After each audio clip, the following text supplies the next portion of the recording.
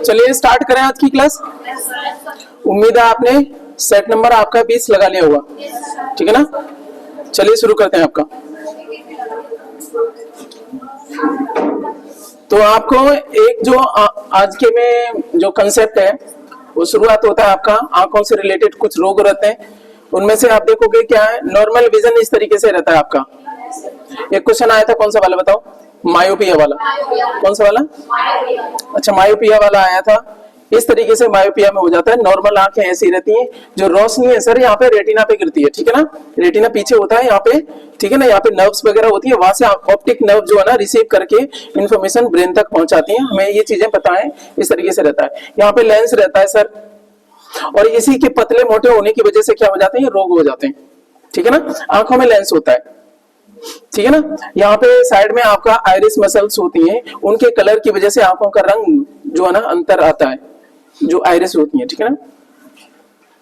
अच्छा, यहाँ पे आपका रेटिना होता है। रेटिना पे प्रकाश पड़ रहा है, पहले पड़ रहा है या पीछे निकल जा रहा है, उस हिसाब से क्या रहता है आपका रोग डिसाइड होता है। आप देखोगे मायोपिया में हो क्या जाता है, मायोपिया का मतलब जो रेटिना है ना उससे पहले ही बन जाता है। आपका जो प्रकाश जो है ना यहीं पे रह जाता है। क्या हो गया प्रकाश का? यहीं पे रह गया। रीजन क्या था, ये जो है ना आपका आंख का लेंस थोड़ा मोटा हो गया।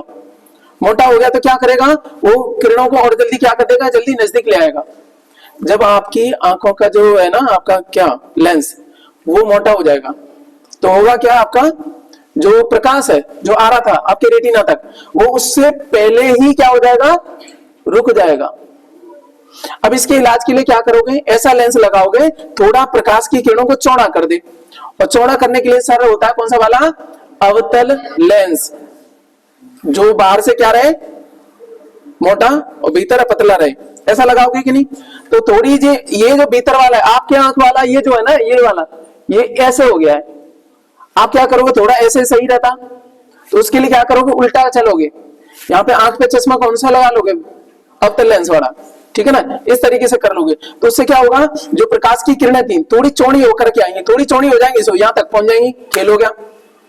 एक ही कंसेप्ट में सर, एक ही जो है ना आज के उसमें कई चीजें आपकी क्लियर होंगी, ठीक है ना। पहले यहाँ पे बात आई।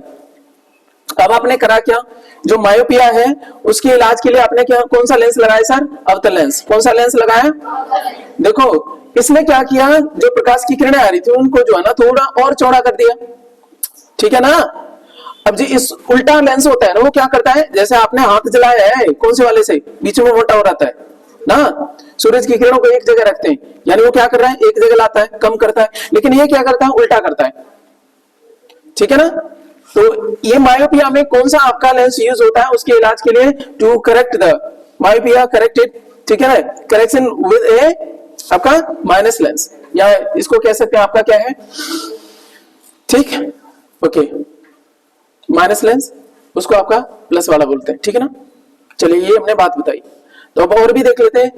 आपके नॉर्मल विजन है ऐसे करके है, मायोपिया में क्या हो गया सर आपका इस तरीके से हो गया, यानी क्या है, रेटिना से पहले ही हो गया सर। हाइपरमेट्रोपिया या हाइपरोपिया, हाइपरमेट्रोपिया बोलो ना, हाइपरमेट्रो, ठीक है, या हाइपरोपिया, इसको शॉर्ट में बोल देते हैं हम, जो है ना अक्सर हमने हाइपरमेट्रोपिया ही सुना है ना। लेकिन हाइपरोपिया आजकल इसको बोल देते हैं नया टर्म है इसी के लिए। कोई दिक्कत है? इसमें क्या हुआ सर, आंखों की रोशनी पीछे चली गई, रेटिना से पीछे बन रही है, जो भी है ना इमेज बनी नहीं पाएगी, यहाँ पे रुकेगी ही नहीं, ठीक है ना, पीछे बनी। तो कोशिश क्या करोगे, हुआ क्या, आपकी आंखों का जो लेंस है ना पतला हो गया, तो उसको यहाँ पे किरणों को रोकना था, वो रुकी नहीं, पीछे जाके बनी। अब क्या करोगे इलाज के लिए, तुम क्या करो, पहले से पतला करके भेजो ना उसको। पतला करने के लिए क्या कैंसो लेंस लगाओगे तुम, उत्तल वाला। क्या मैं समझा पा रहा हूं? फिर से मैं बात करूंगा। जो मायोपिया है शॉर्ट साइटेडनेस बोलते हैं, क्योंकि इसमें क्या होता है, रेटिना से पहले ही बन जाता है, इसलिए क्या बोलते हैं इसको, निकट दृष्टि दोष, ठीक है ना। क्या बोलते हैं इसको, निकट दृष्टि दोष, क्योंकि ये जो है ना आपका इसी के लेंस के अड़ोस पड़ोस में, उससे पहले ही हो गया, उससे पहले हो गया, उससे निकट में ही हो गया, इससे दूर नहीं बनी। इसको बोलेंगे हाइपरोपिया या आपका दूर दृष्टि दोष। इसमें क्या है, पीछे बना। ये हमने टेक्निकल टर्म समझे, याद है, मैं अलग तरीके से करवाऊंगा, ठीक है ना। एस्टिग्मेटिज्म भी होता है, इसमें प्रेस बायोपिया इसको बोला जाता है, ठीक है ना। और भी रहता है जिसमें आपका क्या होता है, लेंस ना तो पतला हुआ मोटा हुआ ना पतला हुआ, वो हो गया आपका सिलेंड्रिकल टाइप का हो गया, ठीक है ना। उसकी शेप जो है ना सिलेंड्रिकल टाइप की होगी, तो आपको दोनों तरह के लेंस लगाने पड़ेंगे। कुछ लोग देखे होंगे उनका जो चश्मा दिखेगा बीच में ऐसी ऐसी बिंदी सी दिखेगी, दूर का देखने के लिए दूसरी चीज, नजदीक का देखने के लिए दोनों का, वो इलाज के लिए होता है। ऐसा चश्मा आता है उसमें दोनों तरह का वो व्यवहार करता है। कुछ जगह दिखेगा हिस्सा तो वो दिखेगा कौन सा वाला, उत्तल वाला, और बाकी हिस्सा कैसा, अवतल वाला। तो नजदीक की चीज देखेंगे तो ऐसे देख लेंगे, ठीक है कि नहीं, और दूर के लिए ऐसे देख लेंगे, जो भी है। मेरी बात समझ में आ गई? आपको दो ही याद रखने, मायोपिया और दूसरा हाइपरमेट्रोपिया, ठीक है ना। अरे यार कुछ तो गड़बड़ हुआ, ये कहाँ है, ये हो तो गया, हो गया हो गया हो गया, चलो आ जाओ। तो इसको हम अभी हमारा वही पुरानी चीज, भारी कंसेप्ट है उसको थोड़ी देर भूलेंगे, दूसरे को करेंगे, उस पे आएंगे क्वेश्चन पे बाद में। पहले हमने चित्र देखा, एक बार जो है ना इन्फॉर्मेशन आपके दिमाग में चलेगी, सेकंड इन्फॉर्मेशन दूसरे टर्म पे आएगी। पहले हम बात करेंगे वैक्यूम फ्लास्क का आविष्कार किसने किया था सर, जेम्स डेवर ने किया था। किसने किया था? 1892 में जेम्स डेवर ने आपका किया था, डेवर ने, ठीक है ना। वैक्यूम फ्लास्क क्या होता है? अरे आपने थर्मस सुना है, थर्मस, उसमें क्या होता है, दो लेयर होती है, बीच की लेयर से आपका क्या है, एयर हटा दी जाती है। एयर हट गई तो कॉन्ट्रैक्ट करने के लिए, ठीक है ना, आपको देखो माध्यम चाहिए ऊष्मा को चलने के लिए, है ना, बिना माध्यम में चल नहीं सकती। तो वैक्यूम में वो ट्रेवल नहीं कर पाती, इसीलिए कोई भी चीज उसमें गर्म रखोगे गर्म बनी रहेगी, ठंडी रखोगे ठंडी बनी रहेगी, दोनों चीजों के लिए रहता है। कुछ बोतल आती है नहीं पानी वाली, ठीक है ना, उसमें गर्म पानी रख दो तो गर्म बना रहता है, तो असल में उसी कंसेप्ट पे काम करता है। बीच में जो है ना दो लेयर रहती है, उसमें कुछ भी नहीं रहता है, एयर नहीं रहेगी, तो जो आपका कन्वेक्शन और जो कंडक्शन है दोनों ही आपकी प्रोसेस नहीं हो पाती, ठीक है ना। संवहन और संचालन दोनों क्रियाएं नहीं हो पाती। अब बात नहीं करिएगा प्लीज। वैक्यूम फ्लास्क, वैक्यूम का मतलब क्या होता है सर, जहां से आपका एयर रहित जो स्थान है उसको वैक्यूम बोल देते हैं। फ्लास्क जो है ना इसका आविष्कार किया जेम्स डेवर ने, याद रहेगा। तो ये 1892 का समय है, हम आजाद भी नहीं हुए तब से आ गया है। डेवर थर्मस भी बोल देते हैं इसको, क्या बोल देते हैं, क्योंकि डेवर ने ही इसको आविष्कार किया था इसके चक्कर में। तो इसको कहते हैं इंसुलेटिंग स्टोरेज वेसल्स। इंसुलेटिंग आपका स्टोरेज वेसल्स, चीजें गर्म बनी रहती हैं, चाय कॉफी जो भी है ना आपकी रहती है। इतना याद रहेगा, बस बहुत है, इससे ज्यादा नहीं करना। अब आ जाओ सर आपके कहां पे, मायोपिया, आंखों का दोष है जिसे क्या कहा जाता है, निकट दृष्टि दोष बोला जाता है। क्या बोला जाता है, या अदूरदर्शिता बोला जाता है। क्या बोला जाता है? ओ भैया जो चीजें थारी को पता है ना उसमें तो तुम खुश रहोगे, ये पढ़ते भी आते हैं, एग्जामिनर चेंज कर देगा। अदूरदर्शिता, निकट दृष्टि दोष में जहां दोष दिख रहा है वहीं का दिखता है। निकट दृष्टि दोष में कहां का दिखता है, निकट का। कहां का नहीं दिखता है, दूर का नहीं दिखता है, अदूरदर्शिता। एग्जामिनर यहाँ पे इसीलिए एग्जाम्स का फेवरेट रहता है सर। एग्जाम्स में क्वेश्चन वो बनते हैं जो कोई बिना पढ़े देगा ना तो फंस जाएगा, शब्दों के साथ में खेलेगा, तो इसलिए एग्जामिनर पूछ लेते हैं, इसीलिए बार बार ये एग्जाम में आता भी है सर, ठीक है ना। फिर से सुनो, मायोपिया आंखों का कौन सा रोग है सर, इसको दूसरे शब्दों में बोलते हैं निकट दृष्टि दोष। निकट दृष्टि दोष में कहां का नहीं दिखता है, दूर का नहीं दिखता है। जहां का दोष दिखा रहा है वहां का तो दिखता है सर। निकट और दूर का मतलब क्या था, ये कि वो जो है ना रेटिना से पहले ही बन जाता है, इसलिए इसको निकट बोला। रेटिना के दूर बने तो आपका दूर दृष्टि दोष बोलते हैं, वो अलग तरीका है टर्म देने का। लेकिन अब दिखाने की बात करेंगे, दिखने का, तो सर निकट दृष्टि दोष में निकट का दिखता है, दूर का नहीं दिखता, ठीक है ना। मेरी बात समझ में आ गई? तो ये इसका हो गया कि अदूरदर्शिता, दूर की दर्शिता नहीं है, ठीक है ना। चलो यहां तक बात समझ में आ गई। मायोपिया को बोलते हैं कैंसी, आसपास की वस्तुएं तो देख सकते हैं लेकिन दूर की नहीं देख सकते। इसके इलाज के लिए सर कौन सा है, अवतल लेंस। मायोपिया, मायोपिया में हुआ क्या, आपका जो है ना ज्यादा मोटा हो गया आपका लेंस, सर उल्टा लेंस लगा देना है। उसने पूछा मायोपिया में कौन सा लगता है आपका, तो देखोगे आपका अवतल लेंस लगता है, ठीक है ना। हुआ क्या, निकट दृष्टि दोष है, पहले ही बन रहा है, इसका मतलब थोड़ा दूर ले जाने के लिए क्या बनाओगे, कॉनकेव लेंस लगाओगे जिससे आपके रेटिना पे बने। मेरी बात समझ में आ रही है यहां तक, ठीक है ना। चलो अच्छा, शॉर्ट साइटेडनेस भी बोलते हैं इसको, नियर साइटेडनेस भी बोलते हैं, कि नजदीक का आपका दिखता है लेकिन दूर का नहीं दिखता है। और इसके लिए सर्जरी आजकल बहुत फेमस है सर, लेसिक सर्जरी। एग्जाम में बहुत फैशन रहता है, ध्यान रखना। इस तरीके की चीजें पूछना, क्योंकि बहुत ज्यादा प्रिवलेंट होगी। आजकल लोग चश्मा लगाना कम पसंद करते हैं, ठीक है ना, तो सर्जरी करा लेते हैं। लेसिक सर्जरी का संबंध है किससे सर? मायोपिया से। और हाइपरमेट्रोपिया में एच लेसिक, बस एच लग जाएगी उसमें, ठीक है ना, बस इतना है सर्जरी। तो लेसिक का मतलब क्या होता है? लेजर असिस्टेड, ठीक है, इन सिटू केराटोमिलेसिस, केराटोमिलेसिस, ठीक है ना, ये लेसिक की आपकी वो है केराटो। तो लेजर के द्वारा आपका चीजें ठीक कर दी जाती है। इतना सा हो गया। अब ये चीजें हो गई। इसका उल्टा क्या सर? हाइपरमेट्रोपिया, जिसको क्या बोलेंगे? आपका दूरदृष्टि दोष। उसमें देखिएगा नजदीक का नहीं, नजदीक का नहीं दिखेगा, कहां का दिखेगा? दूर का, दूरदृष्टि दोष में, ठीक है ना। कौन सा आपका लेंस लगेगा? उत्तल दर्पण, ठीक है ना। अच्छा, मेरे को जो है ना, मैं भूलता नहीं हूं। रीजन क्या है कि आप जो है ना अपने अड़ोस पड़ोस में किसी को आप लिंक कर लो। मेरे साथ में मेरे चाचू पढ़ते थे, ठीक है ना, तो उनका जो चश्मा है ना, उसमें जो है ना अवतल लेंस लगा हुआ था, ठीक है ना, बीच में गड्ढा, चारों तरफ चौड़ा वाला। तो दूर का ऐसे देखते थे, नरेंद्र चश्मा लेके आना, कोई तो गई। मैं कहा था दूर का नहीं दिखता है, तुम्हारा जो साइड में मोटा है यार, बीच में पतला है, हाँ दूर का नहीं दिखता है, ठीक है। इसका मतलब क्या है? दूर का नहीं दिख रहा है, दूर का देखने के लिए कौन सा लगाना पड़ेगा तुम्हें? अवतल वाला। और दूर का किस में नहीं दिखता है सर? निकट दृष्टि दोष में नहीं दिखता। क्या लिंक हुआ? ये अपना मैंने लगाया था, आप अपना देख लो, क्योंकि कई बार ऐसा हो ना, इसमें दिक्कत होगी। चलो अब देखो, अब और बोलो तो, क्योंकि वो तो थारे चाचा सही, तुमने लगाया, हमें तो कुछ बताओ। एक चीज बताओ, इसमें लिखा, इंग्लिश वाला समझ लेते हैं पहले। आपका मायोपिया, आपको ये पता है ना, जहां पे दोष दिखा है वहीं पे दिखता है, इतना तो आपको पता है। निकट दृष्टि दोष में कहां का नहीं दिखता है? दूर का नहीं दिखता है, निकट का दिखता है। एक चीज कर लो, निकट दृष्टि दोष में निकट का दिखता है, दूर का। अब इसको इंग्लिश वाले से कैसे करेंगे? मायोपिया। और तुमाओपिया है तो तुम्हारे पास ही रहे हैं, आया ना। मायोपिया है तो कहां रहेगा? निकट। निकट शब्द को किससे जोड़ेंगे? मायोपिया। अब दूसरे को करना जरूरी है। हाइपरमेट्रोपिया क्या हो गया? दूरदृष्टि दोष। सर दो में से एक लिंक हो जाए, हमने आज तक यही सीखा है ना, दोनों के लिए कहानी नहीं बनानी। निकट दृष्टि कौन सा है? निकट कौन रहेगा? थारोपिया, हाँ है ना। मेरी बात समझ आएगी?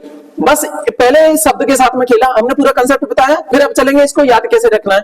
मायोपिया का मतलब तुम्हारा पिया है तो नजदीक रहेगा, निकट दृष्टि दोष। और आपको पता है जहां दोष दिख रहा है वहीं का दिख रहा है, निकट का ही दिखता है, निकट दृष्टि दोष में दूर का नहीं दिखता है। और दूर का देखने के लिए क्या करोगे आप?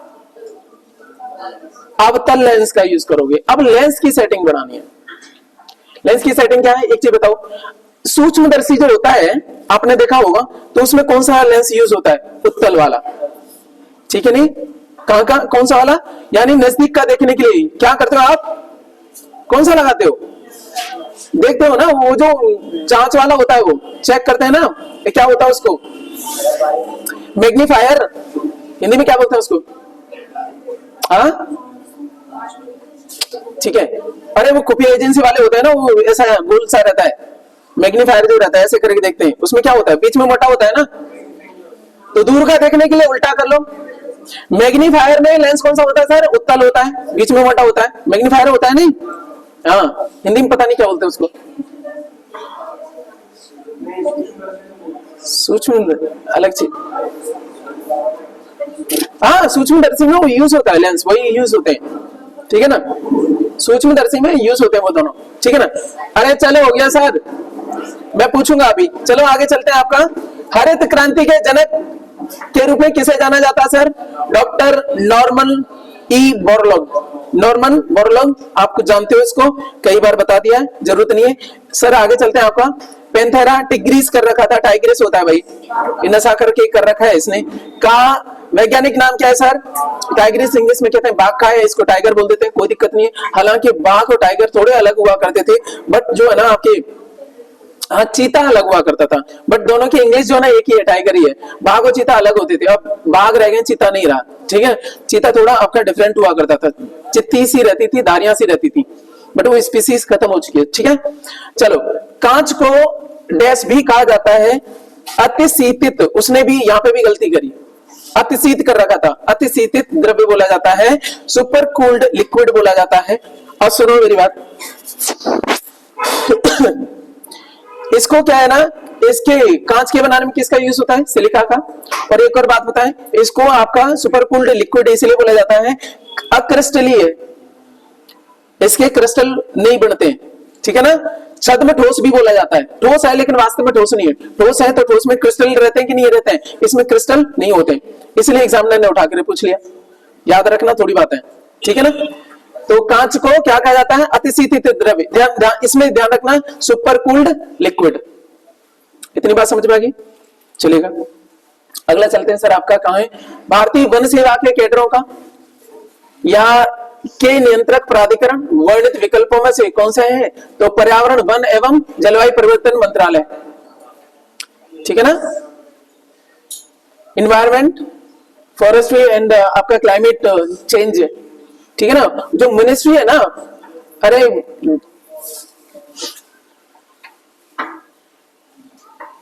जलवायु परिवर्तन मंत्रालय है ना, उसी के अंतर्गत इसको वन सेवा को रखा गया। अरे वन वाले मंत्रालय में रहेंगे कि नहीं, वन मंत्रालय जो है ना आपका कई से बना है, पर्यावरण वन एवं जलवायु परिवर्तन मंत्रालय, एक ही नाम दे दिया गया। तो वन कहां रहेंगे यार, अपने मंत्रालय में रहेंगे, ठीक है कि नहीं। तो वन सेवा वाले लोग, IFS वाले, इंडियन फॉरेस्ट्री सर्विस, ठीक है ना, ये फॉरेन सर्विस वाले नहीं है, ये ऑल इंडिया सर्विस है सर, आपको पता हो तो। यूपीएससी इसको एग्जाम कंडक्ट कराता है, और उसके बाद में इनका प्री तो सबका एक जैसा रहता है IFS का, ठीक है ना, पर मेंस अलग है इसका, ये इनके साथ में नहीं है, IAS के साथ में नहीं, ओवरऑल रैंकिंग में नहीं, IFS की अलग से एग्जामिनेशन है। जब आप IAS का फॉर्म भरते हो ना, तो प्री के लिए आपका एक ही रहता है, उसके बाद में पूछा जाता है कि आप IFS करना चाहते हो या केवल सिविल सर्विसेज वाला, तो वो दोनों कुछ लोग भरते हैं कि बोथ, ठीक है ना, डिपेंड करता है, चलेगा। तो ये हमारी बात होगी सर। जो कुंड करके दे रखा है, असल में कुंड बोला जाता है। कुंड जो है ना, कहाँ का लोक नृत्य है सर, जम्मू कश्मीर का। आपको पता हो कई बार जो है ना हिमालय को कुंड भी बोला गया है, ठीक है ना। कुंड का मतलब होता है सर कुंभी, जलपात्र जैसा। हिमालय जो है ना आपके सबसे ऊंचा और जलपात्र जैसा आपका क्या है, एक पर्वत श्रेणी है, ठीक है ना। इस तरीके से जब देखोगे ना आप उसको ऊपर से, तो ऐसा लगेगा एक जल कुंभी जैसा है, इसलिए इसको क्या बोला जाता है सर, आपका कुंड। लोकल कहां पे रहेगा सर, जम्मू कश्मीर में। क्या मैं लिंक करा पाया, हिमालय से जोड़ने की कोशिश करी। ये जो कुंड लोक नृत्य है कहां, जम्मू कश्मीर का, ये बात अलग है, लेकिन कुंड शब्द के साथ में मैं खेला थोड़ी देर। क्या बोला मैंने, कुंड क्या है सर, हिमालय पर्वत को बोला जाता है, ठीक है ना। वहीं से कुंड कर दिया इसने तो, ठीक है ना। स्वराज मेरा जन्मसिद्ध अधिकार है और मैं इसे लेकर रहूंगा, ये कथन किसका है, बाल गंगाधर तिलक। बाल गंगाधर तिलक, इनको अन्य शब्दों में लोकमान्य तिलक भी कहते हैं, क्योंकि सब लोग इनको मानते थे, ठीक है ना। एक लीडर के रूप में स्वीकार किया था लोकमान्य तिलक को, ठीक है ना। अब अंग्रेज जो है ना, इनसे बड़े परेशान थे। कहते हैं जितनी इंसर्जेंसी हो रही है ना, जितनी आपकी अशांति है इस देश में, सारी अशांति का जनक कौन है, ये तिलक जी है। बल्कि इधर देख लो, ठीक है ना, फुर्सत मिल जाएगी। तो भारतीय शांति का जनक किसको कहा जाता है, लोकमान्य तिलक को। अंग्रेजों ने बोला था ये, ठीक है ना, अंग्रेजों ने बोला था। अच्छा, अंग्रेजों के अनुसार, या फिर सीधा बोलेगा भारतीय शांति के पिता कौन है, जनक कौन है, तिलक, बीजी तिलक। एक क्वेश्चन ये हो गया। दूसरा, स्वराज मेरा जन्मसिद्ध अधिकार है और मैं इसे लेकर रहूंगा, ठीक है ना। हालांकि इन्होंने बोला किसमें था, आपका मराठी में बोला था, स्वराज हा माझा जन्मसिद्ध अधिकार आहे, ताणी ये मड़व झाड़ी, ऐसे कुछ करके बोला था। सॉरी, गंदा हो गया होगा, मुझे नहीं पता, तो ऐसे कुछ करके था, मारव करके ऐसा कुछ करके था। मैं एक बार पढ़ा, वो थोड़ा बहुत याद रहेगा पीसेस में, चलेगा। सो कहां पे मैं बात कर रहा हूं, ये होगी हमारी बात तिलक साहब की। ये ध्यान रखना, हिंदी वाला इसका, उन्होंने हालांकि मराठी में बोला था, मराठा ही थे वो, महाराष्ट्र से थे वो। स्वराज मेरा जन्मसिद्ध अधिकार है कथन है बीजी तिलक का। हमने बोला भारतीय शांति के जनक, एक बात हो गई। और तीसरी बात करते हैं, अब इनको लेकर के कुछ काम करते हैं सर। लोकमान्य तिलक इनका दूसरा नाम है। दूसरी बात, इन्होंने कुछ चीजों की स्टेब्लिश किया। पहला है संगठन डेक्कन एजुकेशन सोसाइटी, किसने स्थापित करी, बीजी तिलक ने। पूछा जाएगा बहुत, इवन आपका IAS में पूछा गया है 2-3 बार, और विकल्प में दे देता है परेशान करने के लिए। संबंध बताइए छांटिए, उसमें बहुत प्रश्न रहते हैं मिलान वाले, बड़ी परीक्षाओं में। और सर जितना लोगों को लगता है ना कि कठिन रहेगा उतना ही आसान रहता है। आपको एक भी चीज पता है ना, एक दो भी पता है, उससे भी क्वेश्चन सॉल्व हो जाता है। आपको पता है डेक्कन एजुकेशन सोसाइटी, सर ये आपके शिक्षाविद भी थे, क्रांतिकारी भी थे, बहुत कुछ थे ये, ठीक है ना। तो डेक्कन एजुकेशन सोसाइटी को किसने स्थापित करा सर? बीजे तिलक साहब ने। और फर्ग्यूसन कॉलेज है पुणे में, फर्ग्यूसन कॉलेज है पुणे में। ऐसा लगेगा किसी अंग्रेज ने करी, सर तिलक साहब ने करी थी। किसने करी? बीजे तिलक ने, ठीक है ना। आगे देखोगे तो इन्होंने जैसे बोला था ना, स्वराज मेरा जन्म सिद्ध अधिकार है और मैं इसे लेकर रहूंगा, इसके लिए इन्होंने क्या करा? होम रूल मूवमेंट इन्होंने शुरू करा। और एक और है किनके साथ में? आपका एनी बेसेंट मैडम के साथ में। किनके साथ में? तो 1916 से लेकर के 1918 तक आपका होम रूल आपका मूवमेंट चला है। और ये जो है ना आपका बीजे तिलक उसमें है, एनी बेसेंट। और अच्छा, होम रूल आंदोलन से किसका संबंध है? एनी बेसेंट के साथ साथ में और बाल गंगाधर तिलक। इस तरीके से ध्यान रखना। और इनका एक और क्वेश्चन आता है सर कि इनमें दो न्यूज़पेपर है, ठीक है ना। कोई गणेश या गोपाल गणेश करके ऐसे करके कोई और भी व्यक्ति हैं, गोपाल गणेशन, फॉरगेटिंग, सॉरी, ठीक है ना, वो व्यक्ति है। उनके साथ में मिलकर दो न्यूज़पेपर इन्होंने स्टार्ट करे, एक मराठा है दूसरा आपका केसरी।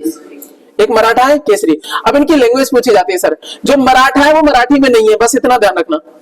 जो मराठा है ना वो मराठी में, इसीलिए एग्जामिनर पूछ लेता है कि जो मराठा न्यूज़पेपर है बीजे तिलक साहब ने वो करा था। कॉलेज चल गई थी सर, थे ना। तो वो कौन सी लैंग्वेज है सर? इंग्लिश में। कौन सी में? आपका इंग्लिश में। जो केसरी है वो मराठी में। केसरी जो न्यूज़पेपर है ना वो स्टार्ट करा था किसने? आपका, ठीक है ना, बीजे तिलक साहब ने शुरू करा था। और इसकी लैंग्वेज सर आपकी मराठी है। मराठा की मराठी नहीं है, केसरी की मराठी है। ये बात ध्यान रखना, एग्जाम में याद आ जाएगी, ठीक है ना। आगे चलिएगा सर। नाम मात्र पैसे की आपूर्ति की विकास दर में वृद्धि का परिणाम क्या होगा? तो उससे मुद्रास्फीति में आपका उच्च दर हो जाएगी, ठीक है ना। मुद्रास्फीति की आपकी उच्च दर, हाई रेट, उसकी वजह से हो जाएगा। अब देखो, एक होती है आपकी रियल मनी, एक होती है आपकी नॉमिनल मनी, ठीक है ना। नॉमिनल जो मनी सप्लाई है ना उसकी आपका ग्रोथ रेट में वृद्धि हो जाती है। और रिजल्ट किस में बढ़े होगा कि आपका जो इन्फ्लेशन है ना, इन्फ्लेशन की रेट बढ़ जाएगी आपकी। इन्फ्लेशन क्या होता है बताना? जहां मनी की परचेजिंग पावर आपकी कम हो जाती है, ठीक है ना। सामान कमाता पैसे ज्यादा चले जाते हैं, इसको इन्फ्लेशन बोलते हैं। मेरी बात समझ में आई? 1 किलो चीनी या 1 किलो किसी और चीज को लेने के लिए आपको पहले कुछ पैसे देने पड़ रहे थे, अब डबल देने पड़ गए। तो इसका मतलब क्या हो गया? आपका इन्फ्लेशन बढ़ गया, मुद्रास्फीति होगी, ठीक है ना। चलेगा, तो आगे चलेंगे। आपका स्फेलेराइट, बोलो स्फेलेराइट। स्फेलेराइट, अबे सफेले नहीं होता, स्फेले, ठीक है ना। स्फेलेराइट का राइट डैश का है, एक अयस्क है या खनिज है सर, वो जिंक का है। किसका है आपका? जैसे बॉक्साइट किसका है? एल्यूमिनियम का। बॉक्साइट किसका है? कल आया था कि नहीं? तो ऐसा करके रिवाइज करा करो। तो स्फेलेराइट किसका है? आपका जिंक का है। स्फेलेराइट किसका है? जिंक का है, ठीक है ना। इसको सर हिंदी में जस्ता भी बोल देते हैं। इसका आपका एटॉमिक नंबर कितना है सर? 30 है, ठीक है ना, 30 है। देहरादून किसकी राजधानी सर? आपको पता है, लेकिन आपका गर्मी की कौन सी है इसकी? गैरसैंण। गर्मी की कौन सी है? ठीक है ना, गर्मी वाली याद रख लो। तो इसकी 2 राजधानियां हैं, किसकी? उत्तराखंड की।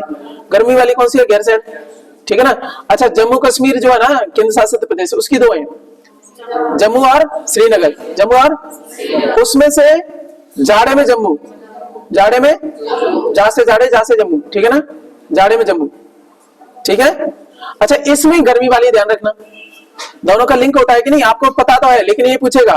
तो उत्तराखंड पड़ोसी है ना, अपना ही बच्चा है यार, सन 2000 में अलग हुआ था ना, वही था ना। चलो ठीक है, तो ये होगी हमारी बात। आगे चलते हैं। आपका सर आपको लेके चल रहा हूँ, ये कहाँ का मैप है सर?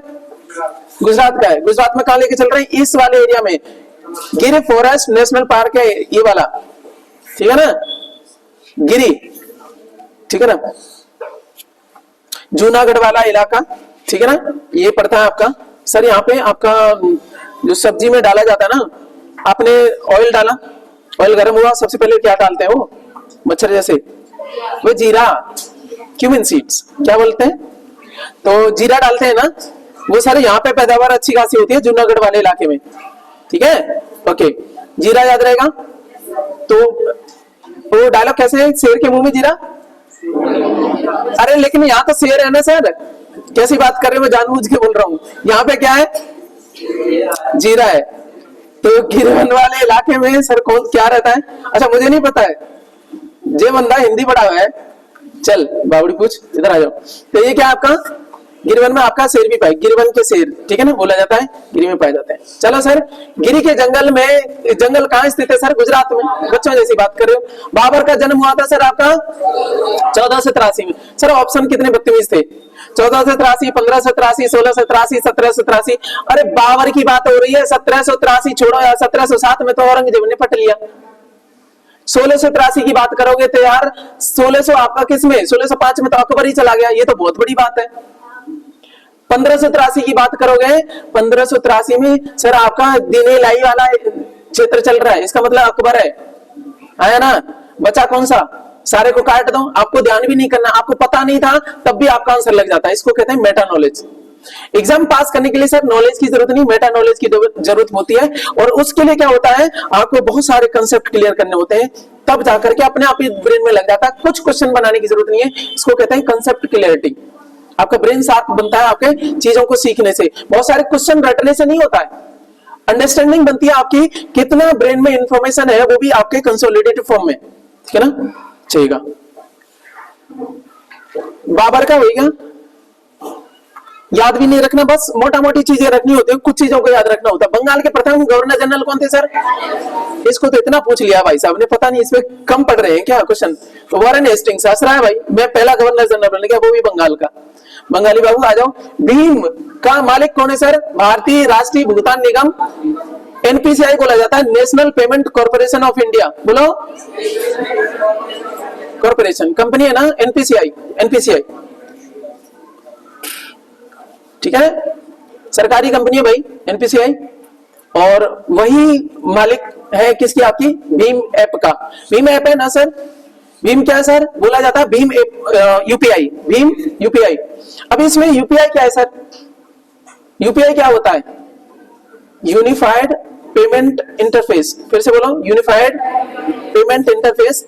अब इसको हमने नाम दे दिया भीम, क्योंकि अब ये देखो चर्चा में आया था, भूटान ने इसको लागू करा है, भूटान भी कह रहा है हम भी तुम्हारा भीम यूज करेंगे, और भी लोग कोशिश कर रहे हैं, धीमे धीमे ये बहुत फेमस हो गया। सर हम साधारण थोड़ी ना है, आईटी में तो इंडिया है, आईटी में तो नाम ही है, इसीलिए लोग ट्रस्ट भी करते हैं कि इंडियन लोगों ने बनाई है ना। तो बाकी जगह देखो, अमेरिका वगैरह में आईटी सेक्टर में कौन जा रहा है? सब यही है ना, इंडियन ही भरे पड़े हैं, ठीक है ना। चलिएगा, तो कौन है आपका? तो भीम जो ऐप है आपकी, सर भीम की फुल फॉर्म में आधा होनी चाहिए। तो बीएच से मतलब क्या है? भारत। आई से बोले तो interface for money, Bharat interface for money. थोड़ा उल्टा सा दिखेगा, बीएच से भारत है पूरा, ठीक है ना। मैंने टिक कर दिया सर आपके लिए, ठीक है ना। ओके, यहां तक बातें समझ में आ गई? चलो। अरे यार, इसका चित्र रह गया, वही मैं बोल रहा था, ये जरूरी था, इसी का रह गया। पृथ्वी के चुंबकीय क्षेत्र का कारण क्या है सर? ध्रुव क्रोड के अंदर, ध्रुव क्रोड का मतलब पृथ्वी के जो कोर है। अब ऐसे ही समझाना पड़ेगा, इसका चित्र जो ना बहुत अच्छा था, मेरा तो ऑप्शनल है ना, तो उसमें भी बहुत अच्छे से समझा भी पाता। पृथ्वी के अंदर जो आपका 3 भागों में बांटा जाता है इसको नॉर्मली, ठीक है ना। देखो अलग अलग आधार पे रहता है, एक जो सामान्य आधार है उसको बता रहा हूं मैं। सामान्य आधार क्या है जीएस के हिसाब से, तो क्या रहता है, ठीक है ना। आपका क्या है? क्रस्ट छोड़ो, ऊपर वाला क्या है? अंदर क्या रहता है? कोर, मेंटल और क्या रहता है? क्रस्ट है ना, क्रस्ट, मेंटल और कोर, ठीक है ना। अच्छा, क्रस्ट पे भी आपका ऊपर पट्टी वगैरह बस,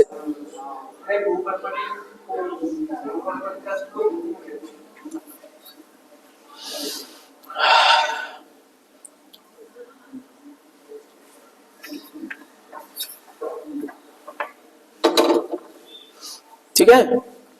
अब इसमें जो है ना आपका लिथोस्फीयर, मेसोस्फीयर, ठीक है ना, अलग अलग वो भी रहते हैं।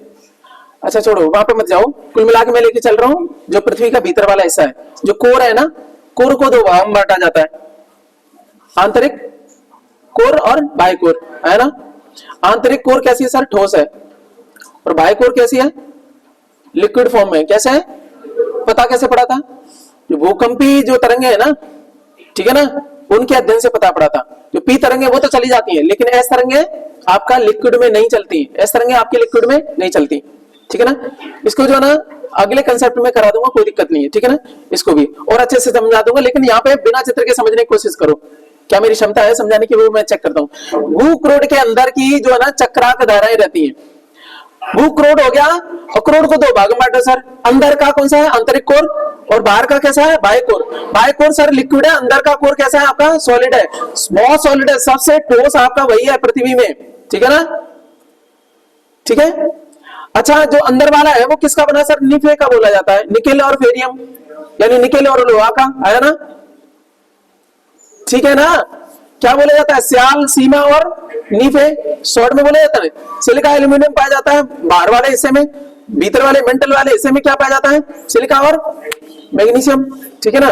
उसके बाद में क्या पाया जाता है आपका, निकेल और फेरस। इसका मतलब लोहा और निकल रहता है, और वो जब वो घूमेगा सर, ठीक है ना, वो अंदर कोर में वो है, और बाहर क्या है आपकी चक्र की धाराएं चल रही है उसमें ऐसे करके, ठीक है ना। अब उसकी वजह से डायनेमो इफेक्ट क्रिएट होता है, चल रहे हैं ना सर, भीतर आपका लोहा है और वो निकेल वगैरह भी है, तो चुंबकीय प्रभाव आपका जनरेट हो जाता है, वहां से पृथ्वी की चुंबकीय चीजें शुरू होती है, और पृथ्वी में ये चीजें धाराएं बंद हो जाए ना तो मैग्नेटिक फोर्स खत्म हो जाएगा, पृथ्वी भी खत्म हो जाएगी सर। आपको पता है पृथ्वी का मैग्नेटिक फोर्स है ना, सूरज से आने वाली जो सौर ताप है, सौर झंझावात है, उनसे बचाता है ना। एक दिन में एनवायरमेंट खत्म हो लेगा, एक सौर तूफान नहीं झेल पाएगी पृथ्वी। आपने देखा होगा पृथ्वी के दोनों साइड में क्या चलता है आपका, सौर ज्वालाएं, क्या चलती है आपकी, सौर ज्वालाएं। ऊपर चलती है ऑरोरा बोरियालिस, नीचे ऑरोरा ऑस्ट्रालिस, ऑस्ट्रेलिया नहीं ऑस्ट्रालिस, क्या है आपका ऑस्ट्रालिस, ठीक है ना। वो क्या होता है, चुंबकीय जो तरंगे रहती है, मान लीजिए सूरज की ज्वाला आ रही है इधर से, टकराएंगे, उसको ले जाएगी कहां, ध्रुवों पे, आपको बचाए रखती है, आपका एनवायरनमेंट बचा हुआ है। अदरवाइज क्या हो जाता, सौर ज्वाला इतनी आती है, वो सब कहां आपकी, ठीक है ना, ध्रुवों की साइड में आपकी प्रक्षेपित कर दी जाती है, छोड़ दी जाती है, वो ले जाता है खींच के, कौन आपका चुंबकीय क्षेत्र जो पृथ्वी का मैग्नेटिक फोर्स है। मैग्नेटिक फोर्स कहां से बन रहा है सर, उसी तरीके से बन रहा है, क्या बोला, कोर में तो क्या है सर, निकेल फेरियम, और उसके आंतरिक कोर में ही चल रहा है सारा ड्रामा, और जो बाह्य कोर है वो कैसी आपकी लिक्विड फॉर्म में, तो वहां पे धाराएं चल रही है, उस वजह से आपका मैग्नेटिक फोर्स आपका जनरेट हो जा रहा है, ठीक है ना, हो जाता है। गूगल पे विश्वास मत करना, यहाँ पे बाकी चीजें और भी डिटेल में बता दूंगा कल, ठीक है। यहाँ पे अभी तुम बात करोगे ना कि एक आधार है, ये कोई आधार भी नहीं है ज्योग्राफी में, जब डिटेल में जाओगे तो ये सामान्य आधार पे, ये भी बहुत सारा डिक्लाइन किया गया है। तुम बात करोगे ये सियाल सीमा वाला, कुछ भी नहीं है, ये भी गलत है पूरा, पर मुद्दा क्या है, जीएस के लिए यही सही है, ठीक है ना, बताएंगे कभी मौका मिलेगा तो, ठीक है। तो करोड़ के अंदर की चक्र धाराएं एडी करंट बोला जाता है इनको, एडी करंट बोला तो समन्वयी धाराएं, सर्कुलर वाली चलती है ना, गोल गोल धाराएं, ठीक है ना, एडी करंट्स, या इनको बोल सकते हैं आपका क्या है, आपका इसमें आयरन और निकल पाया जाता है कोर में। आउटर कोर में आपका क्या है, आपका आउटर कोर कैसा है आपका, लिक्विड फॉर्म में, लेकिन आपका क्या है, ये जो आपका इनर कोर कैसा है सर, आउटर अलग लिख दिया मैंने, इनर अलग दिया, इनर में आपका आयरन निकल वगैरह है, ठीक है ना, बस इतना समझ में आया। अर्थ मैग्नेट फील्ड इज, ठीक है ना, is a result of eddy current, ठीक है ना, ओके सर। क्या ये कंप्लीट हो पाया, कंप्लीट हुआ नहीं हुआ। पृथ्वी में बाह्य चुंबकीय क्षेत्र कैसे बन रहा है, जो उसका भूक्रोड है, जो पृथ्वी का कोर है ना, उसमें चलने वाली कौन सी आपकी, कौन सी धाराएं, चक्रिक धाराएं, चक्रीय धाराएं, ठीक है ना, चक्रीय धाराएं, कोई दिक्कत नहीं, वृत्ताकार धाराएं। एक एग्जाम में पूछा था, एच टेट वगैरह में है, ये पूछा ही है, एग्जाम में पूछा गया ये, ठीक है ना। एडी करंट इंग्लिश में बोल देते हैं, समझ में आई बात। चलो, सार्क का मुख्यालय कहां है, काठमांडू।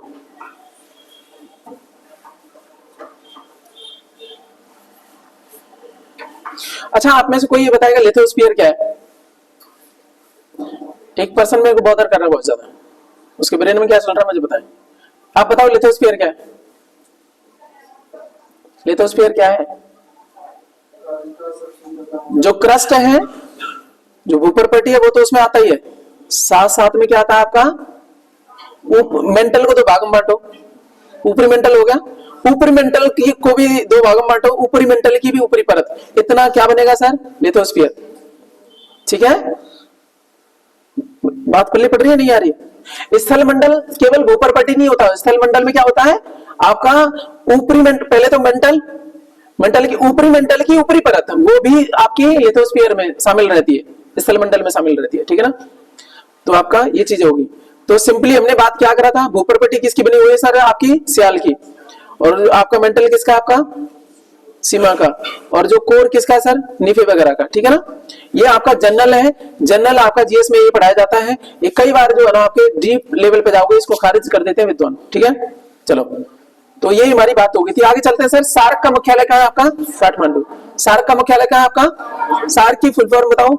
SAARC इसका वो है, ठीक है ना। अब इसको बोलो S, south Asian association for regional, ठीक है ना, कोऑपरेशन, सहयोग संगठन। इसको हिंदी में बोल देते हैं दक्षेस। दक्षेस की जो स्थापना हुई थी दिसंबर में हुई थी, 8 दिसंबर सन 1985। इसका मुख्यालय कहाँ सर, नेपाल की राजधानी काठमांडू। आपको पता है इसमें मेंबर कितने सर, 8 मेंबर है। मेंबर कितने हैं, 8वां मेंबर कौन है, अफगानिस्तान, ठीक है ना। ओके, चलेगा। अब हम कुछ चीजें लेके चलेंगे आपके हिमालय वाले एरिया को लेकर के। हिमालय के इस वाले एरिया में देखोगे ऊपर वाले में तो ट्रांस हिमालय, उसके बाद में ग्रेट हिमालय, उसके बाद में कौन आएगा सर, मध्य हिमालय, उसके बाद में आएगा सर शिवालिक वाला, इसके बाद में आपका क्या आ जाएगा, ये गंगा का मैदान, ठीक है ना, गंगा का मैदान। अब फिर से चलो आपका गंगा का मैदान, शिवालिक, मध्य हिमालय, ग्रेट हिमालय, फिर उसके बाद में ट्रांस हिमालय, तिब्बत हिमालय भी बोल देते हैं, कुछ भी बोल देते हैं। क्या चीजें समझ में आई, ठीक है ना। अच्छा, जब आंतरिक और बाह्य की बात की जाती है तो उधर से देखा जाता है सर, मेरी बात समझ आई। आउटर हिमालय का मतलब सर शिवालिक, आउटर हिमालय का मतलब हमारे हिसाब से नहीं कि मतलब हमारे हिसाब से ट्रांस हिमालय बाहर है, वो नहीं। एग्जामिनर इसलिए गेम खेलता है, हमें लगता है आउटर हिमालय का मतलब ट्रांस हिमालय या ग्रेट हिमालय, इसी में ऑप्शन में लगाएंगे, शिवालिक तो नहीं लगाएंगे, ठीक है ना। इसमें ध्यान रखना, ठीक है ना, उधर साइड से आपका गिना जाता है। आउटर हिमालय का मतलब शिवालिक वाला, मेरी बात समझ में आ रही है ना, शिवालिक हिमालय, ठीक है ना। ये पार्ट छोटा भी है, शिवालिक हिमालय छोटा है, पूरा नहीं जाता यहाँ तक। ग्रेट हिमालय सबसे लंबा है, ठीक है। चलो, इतनी सी हमारी बात होगी सर, तो आपको लेके चल रहे हैं कहाँ, हिमालय की सबसे भारी पर्वत श्रेणी कौन सी है सर, शिवालिक। हो गया सर, हो गया। चलो, आपको लेके चलते हैं आपका, तो ये किन के बीच हिमालय, किसके बीच में सर, ऊपर से तिब्बत या ट्रांस हिमालय, ट्रांस हिमालय या तिब्बत हिमालय, ठीक है ना। और नीचे सर गंगा का मैदान, इसके बीच में हिमालय है, और हिमालय को 3 भागों में बांटा गया, 3 श्रेणियों में। मुख्य श्रेणियां कितनी सर, 3, ठीक है ना। ग्रेट हिमालय, ठीक है ना, लेसर हिमालय, और उसके बाद में आपका शिवालिक हिमालय। कोई दिक्कत सर, खूब कराया था, घिस घिस के कराया था, छोटी छोटी बारीक चीजें भी कराई थी, सिडनी बुर्राट वाला भी कराया था, हाँ कराया था नहीं। कौन सा हिमालय, नेपाल हिमालय, ये ठीक है ना, ऐसा में हिमालय अलग अलग हिस्से में आपको करवाया था, कौन सी नदी से लेकर के कहां तक सब करवा रखा है। चलो फिर करवा देंगे, मौका आ जाएगा तो। इधर आ जाओ बुर्राट, हिमालय की बाहरी वाली, इसको हम बाद में करेंगे, पहले ही देख लेते हैं आपका। पहले तिब्बत इधर साइड में, इधर ये मेन हिमालय को 3 भागों में बांटा गया सर, उच्च हिमालय, उसके बाद में ये उससे भी छोटा, ये छोटा होता जाएगा, बड़ा छोटा छोटा, ठीक है ना। सबसे छोटा कौन सा सर, शिवालिक। सबसे नया कौन सा है, शिवालिक। हिमालय हालांकि नवीन बलित पर्वत है, नया है खुद अपने आप में, और हिमालय में, हिमालय नया, ठीक है, तो उसमें भी कौन नया है सर, शिवालिक है, सबसे नजदीक है, सबसे कम हाइट इनकी है, ठीक है ना। ये बढ़ते गए, ये पहले बने, तो उसमें क्या है सर, दाब लग रहा है, प्रेशर लग रहा है, तो ये सलबटें बढ़ती जा रही है, ठीक है ना। इधर देखो, तो क्या है आपका, ये बात समझ में आई, फिर से समझो। तो ऊपर उच्च हिमालय, इसी को बोलते हैं सर हिमाद्री हिमालय, क्या बोल देते हैं। तो नोट का मतलब, नोट्स का मतलब शॉर्ट बात है। लघु हिमालय को क्या बोल देते हैं सर, हिमाचल हिमालय भी बोल देते हैं, क्या बोल देते हैं। सर हिमालय तो यहाँ गया ना, तो बार बार रिपीट क्यों करो, नोट्स में शॉर्ट होनी चाहिए ना बात है। तो हिमालय के 3 भाग, उच्च हिमालय, लघु हिमालय, शिवालिक हिमालय। उच्च हिमालय को सर हिमाद्री हिमालय भी बोलते हैं, क्या बोलते हैं, ठीक है ना, बर्फ रहती है यहाँ पे। और इसको सर हिमाचल हिमालय भी बोल देते हैं, क्या बोल देते हैं। हिमाचल हिमालय को अलग अलग क्षेत्रों में अलग अलग बोला जाता है। इसको सर नेपाल में क्या बोलते हैं, महाभारत श्रेणियां, क्या बोलते हैं इसको। क्या बात है, आपने जो है ना पुरानी क्लासेस का ना धज्जी उड़ा दी, इतना डीप कराया था, सब कुछ याद करवाया था आपको। चलो अब सर इसके बारे में बात करते हैं कि 2 हिमालय, मान लीजिए इधर आपका पर्वत है, इसके बाद में आपका ऐसे करके पर्वत है, ठीक है ना, ये थारा, ये भी पर्वत मान लो, ये भी पर्वत है, यहाँ पे ये करके ये भी है, तो बीच में ये क्या है सर, ये नीचा वाला स्थान, इसको क्या बोलते हैं, घाटियां बोलते हैं, ठीक है ना। इन घाटियों के अलग अलग नाम है सर। सबसे पहले आपको जो घाटी पड़ेगी सर, ट्रांस हिमालय और उच्च ग्रेट हिमालय के बीच में कौन सी सर, ITSZ, कौन सी आपकी, इंडस सांगपो सूचर जोन, कौन सी sir, Indus Tsangpo suture zone. Suture का मतलब आपका एक टांका, एक जैसे आपका जोड़ने वाला। ये सूचर जो शब्द है ना, कहां से आपका, मेडिकल फील्ड से लेके आया सूचर का मतलब, ठीक है ना। टांके लगते हैं ना, चोट लग जाती है, मारे को लगी थी, देख बचपन में पूरा हाथ कट गया था। ठीक है ना, सूचर जोन तो वो वाला है, ट्रांस हिमालय और ग्रेट हिमालय को जोड़ती है सर ITSZ। बोलो फिर से, IT Indus Tsangpo suture zone. Indus कौन सी नदी है सर? सिंधु वाली। सांगपो बोले तो भाई आकर के क्या बन जाएगी भारत में? ब्रह्मपुत्र बन जाएगी। ठीक है ना, उसी को तिब्बत वाले इलाके में सांगपो बोला जाता है। ठीक है ना, ठीक है। इंडस सर टी से लिखा है आपने, सांगपो बोल रहे हो तो एस से क्यों नहीं लिखा सर? टी से शुरू होती है वो, सांगपो, टी सांगपो ऐसे करके लिखा रहता है। ठीक है ना, ITSZ इसलिए बोला जाता है। कई बार कंफ्यूजन हो जाता है यार इसमें टी कहां आ गई, सांगपो बोला जा रहा है लेकिन टी कहां से आ गई? टी साइलेंट रहता है इसमें। अब चलते हैं सर आपका उच्च हिमालय और लघु हिमालय के बीच में सर आपका क्या है? MCT, main central thrust. क्या है आपकी? उसके बाद में मिडिल हिमालय के नीचे क्या है सर? MBF। सर एक बात बताऊं, अब आपको ये कंफ्यूज हो जाओगे बहुत ज्यादा। एक चीज बताओ, लघु हिमालय को आपका मिडिल हिमालय भी बोल सकते हैं, हाँ मध्य हिमालय भी बोल सकते हैं। मध्य हिमालय के लिए, मिडिल हिमालय के लिए M है, तो M इसी के अड़ोस पड़ोस में रहेंगी दोनों साइड में, है ना। MCT और MBF, MCT और MBF। पहले CI की BI, पहले BF आएगा कि C बनेगा? पहले पागड़ बनेगा तब BF बनेगा ना। तो पहले कौन है आपका? CT, main central thrust, main है। ग्रेट हिमालय का और लघु हिमालय के बीच में मेन रहेगा ना, मेन सेंट्रल थ्रस्ट, ऐसे करके याद रखो। बोलो एक बार। उसके बाद में मेन बाउंड्री फॉल्ट MBF है लघु हिमालय और किसके बीच में? शिवालिक के बीच में। फिर उसके बाद में सर HFF, हाफ हो गया पूरा। ठीक है ना, पहले चक्कर में पड़ा, फिर BF पड़ा, फिर आपका पूरा हाफ हाफ हाफ हो गया। हाफ हाफ नहीं है सर, हिमालयन फ्रंटल फॉल्ट। क्या है सर आपका? ये जानबूझ की चीजें बोली थी, M के अड़ोस पड़ोस में M रहेंगी। ठीक है ना, ये याद करवाने के लिए। क्या बातें याद हुई? इतना ही बहुत है सर, नींद मत काट छोड़ी।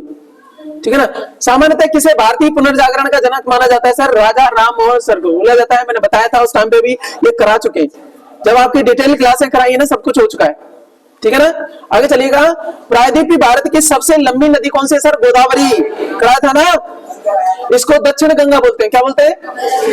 लेकिन दक्षिण भारत की गंगा। गुड, सही है। चलो आ जाते हैं। अब चलते हैं सर, किससे स्टेनलेस स्टील में कठोरता आती है?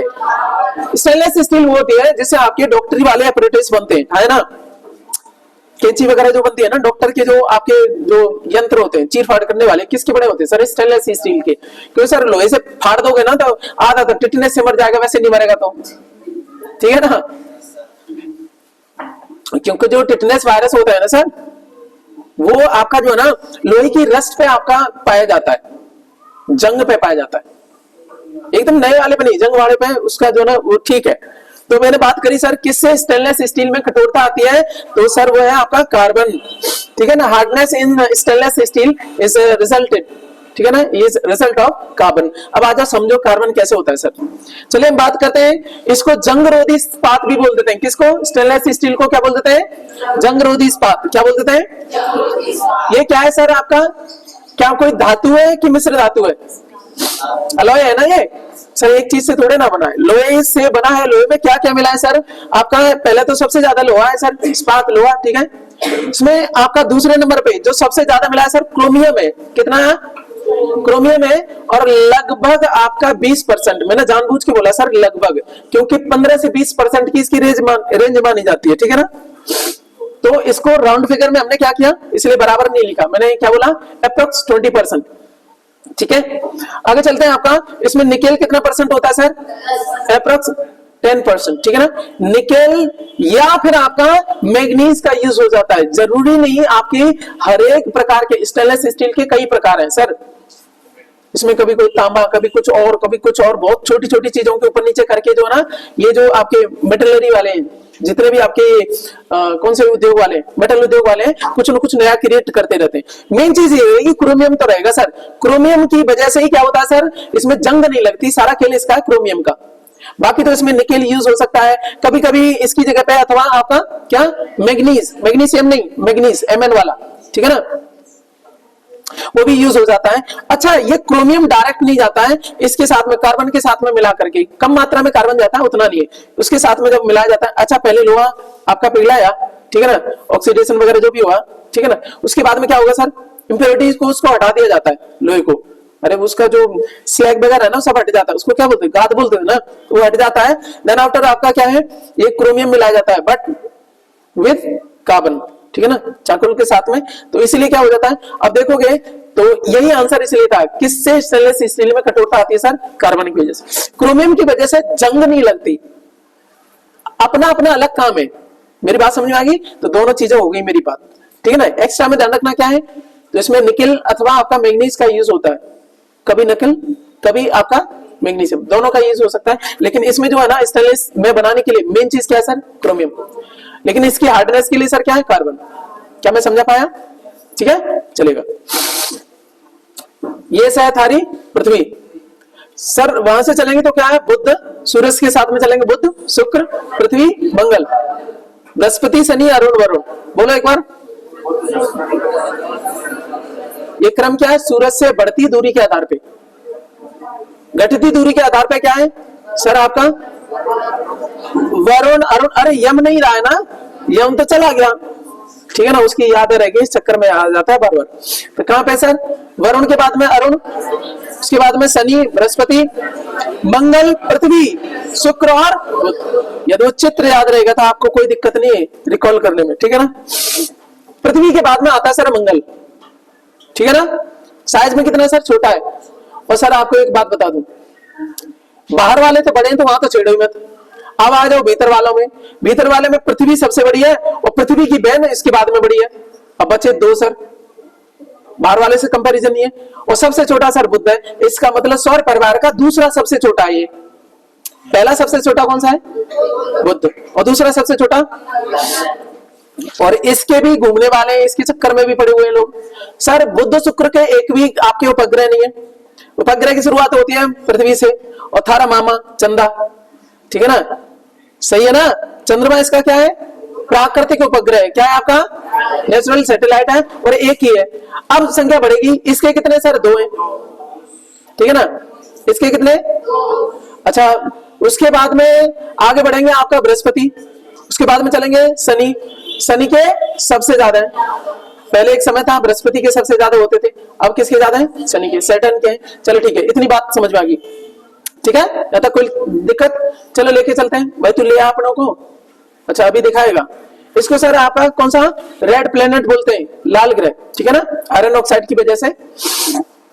Mars, moon, Phobos and Deimos, Deimos आपका और ये आपका फोबोस वाला, दो आपके क्या है, फोबोस एंड डिमोस। फोबोस बड़ा है, डिमोस इससे छोटा है, दो है इसके क्या आपके, मून्स, मून्स बोले तो सैटेलाइट, इसके चंद्रमा, हम अपना चंद्रमा बोलते हैं इसलिए सबके को चंद्रमा ही बोल देते हैं, अदरवाइज इनके नाम क्या है सर आपका,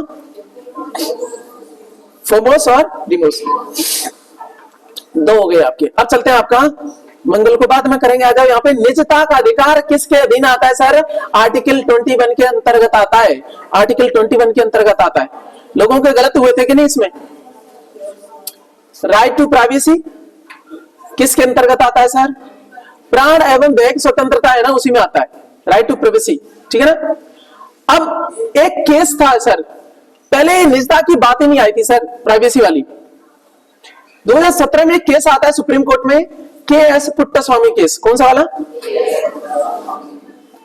ढंग से पढ़ो, ये बहुत इंपॉर्टेंट है, बड़ी परीक्षाओं में तो अक्सर रहता है, सीजीएल वगैरह में बहुत प्यार करते हैं लोग इसको, ठीक है ना, जो भी पॉलिटी थोड़ी जानता है। निजता का अधिकार, आजकल बहुत बातें हो रही है, ये मेरी प्राइवेसी का मामला है, तुम इसमें दखल मत दो, चर्चा में रहता है, न्यूज़पेपर में आ जाता है, क्योंकि मीडिया वाले कुछ बात बोल देते हैं, कुछ जो एक्टर एक्ट्रेस हैं वो बातें बोल देते हैं, तब निजता का अधिकार जो ना चर्चा में आ जाता है, और इसको रखा गया है आर्टिकल 21 के अंतर्गत। और आप जानते हो प्राण एवं दैहिक स्वतंत्रता इस आर्टिकल के अंतर्गत आती है, चलेगा। तो के.एस. पुट्टास्वामी केस था, किसके उस पे था, वर्सेस संघ, भारतीय संघ, भारत सरकार के उसमें था। तो इस केस में सुप्रीम कोर्ट का एक ऐतिहासिक निर्णय आया, उस निर्णय में क्या बोला कि ये जो है ना आपका निजता किसका है, किसके अंतर्गत है, 21 के ही अंतर्गत है, ये खुद केस में था, ठीक है ना। तब जब उन्होंने सुप्रीम कोर्ट ने ये आपका वर्डिक्ट दिया था कि ये जो प्राइवेसी है वो प्राण एवं दैहिक स्वतंत्रता ही है, उन्होंने बोला समझने की कोशिश करो निजता क्या क्या हो सकता है। उन्होंने बोला शारीरिक स्वायत्तता, ये तो प्राण एवं दैहिक स्वतंत्रता सीधा सीधा आ रहा है, उसी से निकल रहा है, कि शरीर को किसी को आप बंधन नहीं रख सकते, आर्टिकल 20 बनाए, नॉट इवन इन इमरजेंसी। ऐसे तो छोड़ो, इमरजेंसी भी लागू होगी ना, तब भी 20 और 21 सर आपके क्या है ना, वो बने रहेंगे, वो आपके निरसित नहीं होंगे, वो आपके उस टाइम पे निष्प्राण नहीं होंगे, वो बने रहेंगे। प्राण एवं दैहिक स्वतंत्रता, तो सारी स्वतंत्रता ये तो समझ में आती है, मेरे को कोई कैप्टिविटी में नहीं रख सकता, मेरे को बांध के नहीं रख सकता, ठीक है। यदि ऐसा कोई कर रहा है तो आप सुप्रीम कोर्ट या हायर जुडिशरी क्या करेगी, रिट दायर करेगी। आप जाओगे वहां पे तो आपका रिट के थ्रू क्या है, आपके जो हायर जुडिशरी के क्या है, ऑर्डर है ना, वो रिट, और कुछ नहीं है, ठीक है ना। वो बोलेगा आपका कौन सी वाली रिट, हैबियस कॉर्पस, बोलेगा टू हैव बॉडी, जना बंदी प्रत्यक्षीकरण, उसको क्या करना पड़ेगा, 24 घंटे के अंतर्गत आपको मजिस्ट्रेट के सामने प्रेजेंट करना होता है, ठीक है नहीं। दूसरा सर, सूचनात्मक गोपनीयता, उन्होंने बोला था कि इंफॉर्मेशन की गोपनीयता, कौन सी इंफॉर्मेशन मेरे पास है, मैं चाहूं तो मैं अपने पास रख सकता हूं। और यहीं पे चर्चा करते करते बोल दिया था, नॉट इवन योर वाइफ्स। कई बार होता है ना, पति कहता है दिखा तेरे मोबाइल में क्या है, पासवर्ड मांग लेगा, जबरदस्ती कलेश कर देगा, वो चाहे तो पूरा पासवर्ड आपका सेव रख सकती हैं, ये राइट टू प्राइवेसी में आता है, ठीक है ना। नहीं बताएं कोई दिक्कत नहीं, ये भी है, कौन सा वाला, सूचनात्मक गोपनीयता। कुछ लोग होते हैं ना कि यार तुम हस्बैंड हो तो जबरदस्ती करोगे ही करोगे, दिखा इसमें क्या था, अपना नहीं दिखाओगे लेकिन उसका पूरा खंगाल लोगे। बराबरी करे तो दोनों दिखाओ ना एक दूसरे का, तो कोई दिक्कत नहीं है, अपना भी दिखा दो, तभी तो अधिकार भी बनता है ना भाई तुम्हें पूछने का, ठीक है। और फिर एक और चीज है भाई, ये उसका ये मसला ठीक है, शादी क्या है, मैरिज क्या है, आपका एक लीगल कॉन्ट्रैक्ट माना जाता है कोर्ट्स की नजर में। उन्होंने बोला उसका पर्सनल भी है, वो खुद का व्यक्तित्व भी है दुनिया में, वो गुलाम नहीं है, ठीक है ना। तो यहां बात बोली तो सूचनात्मक गोपनीयता, वो चाहे तो नहीं बताएं, ये उसकी डिग्निटी का मामला है, क्योंकि आर्टिकल ये जो है ना मूल अधिकार है, केवल एक के नहीं है, वो जोड़ी को नहीं दिए गए, इंडिविजुअल को दिए गए, हाँ है ना। एक और है जो घमासान करेगा, सर राइट टू चॉइस, किसको पसंद करे नहीं करे ये भी क्या सर प्राइवेट मसला है। हम लोग कह देते ना कई बार, जो गार्जियन करेंगे, नहीं इसी से तेरे को शादी करनी है, नहीं तेरे को इसी से वो करना है, यही चाहिए। और कुछ लोग कहते हैं मेरे को यही चाहिए, नहीं तो मैं तेजाब फेंक दूंगा। अरे भाई नमूने, ठीक है ना। तो ये भी क्या है सर, सारे के सारे किसमें आते हैं, जो राइट टू प्राइवेसी है उसी के अंतर्गत आते हैं तीनों वाले। ये उसी टाइम पे बोले थे, किसमें आपका पुट्टू स्वामी जो वर्डिक्ट था उस टाइम पे सुप्रीम कोर्ट ने ऐतिहासिक निर्णय दिया, और इसको रखा सर आर्टिकल, जैसे प्राण आपके लिए इंपॉर्टेंट है, आपकी देह इंपॉर्टेंट है, वैसे ही आपकी राइट टू प्राइवेसी, ठीक है ना, आपकी प्राइवेसी वो भी आपकी इंपॉर्टेंट है, ठीक है ना। पासवर्ड मत बताना किसी को। चलो सर, राइट टू रिलैक्स, इसमें अभी नहीं रुके, उन्होंने आगे एक और बात बोल दी, राइट टू रिलैक्स, आराम करने का भी अधिकार है। तुम सो रही हो, आया उठ, तुमने चाय नहीं बनाई, लेकिन मेरे ना आराम करना है, मैं आराम नहीं कर पाई, ठीक है ना। तो राइट टू रिलैक्स या आराम करना, ये भी आपका प्राइवेसी का मामला है, ठीक है ना। अब चलते हैं सर, अब ये चर्चा में फिर से कैसे आ गया, 2017 का वर्डिक्ट है, ये चर्चा में कैसे आ गया सर, मद्रास, अब कर लो आप, मद्रास हाईकोर्ट में, मद्रास हाईकोर्ट के जो है ना एक जज ने बोला, ठीक है, आप इधर नहीं ध्यान दोगे तो मैं भाई सब बंद कर दूंगा चीजें, फिर मैं जो है ना स्किप हो जाती हैं, अच्छी चीजें बताना होता हूं। मद्रास हाईकोर्ट में आपका एक केस गया, उसमें था केस किसको लेकर के था, कि जो स्पा सेंटर होते हैं ना उसको लेकर के था। सरकार कहती है, सरकार के खिलाफ ही था, वो लोकल है। मद्रास हाईकोर्ट कहाँ है बताओ, मद्रास किसका पुराना नाम है सर, चेन्नई का, चेन्नई बोले तो तमिलनाडु। उस हाईकोर्ट का ये मसला था, जो स्पा होते हैं ना वहां पे आदमी जाता है, रिलैक्स करता है ना। सरकार कहती है यहाँ पे सीसीटीवी कैमरे लगाओ, यहाँ गंदे गंदे काम होते हैं, सीधी सीधी बात बोल रहा हूँ, अभी होते भी हैं जो भी है। लेकिन एक चीज बताएं, यहाँ पे कोर्ट ने बोला यार उनकी मर्जी है, दूसरी एक और बात है, अब वो वहां पे जाके सो रहा है और सरकार सीसीटीवी कैमरे देख रही है। सरकार कौन होती है इसको देखने वाली, ये इसी में बोला था। ये हाईकोर्ट के जज है ना, वो बोल रहे थे कि सुप्रीम कोर्ट ने जो राइट टू प्राइवेसी है, वो सो रहा है, आराम कर रहा है, रिलैक्स कर रहा है, राइट टू रिलैक्स, वहां पे जो है ना सरकार सीसीटीवी लगा करके देख नहीं सकती वहां पे, ठीक है ना, वो था। ठीक है, नॉर्म्स बनने चाहिए, दूसरी चीज है, लेकिन तुम सीसीटीवी कैमरे घुसेड़ दोगे वो नहीं चलेगा। वो चाहता है भाई साहब स्पा में जाकर के कपड़े पहन के तो सोएगा नहीं भाई, नंगाई सोता है ना, और तुम पूरा उसका बखेड़ा करोगे वो भी नहीं रहेगा, ठीक है ना।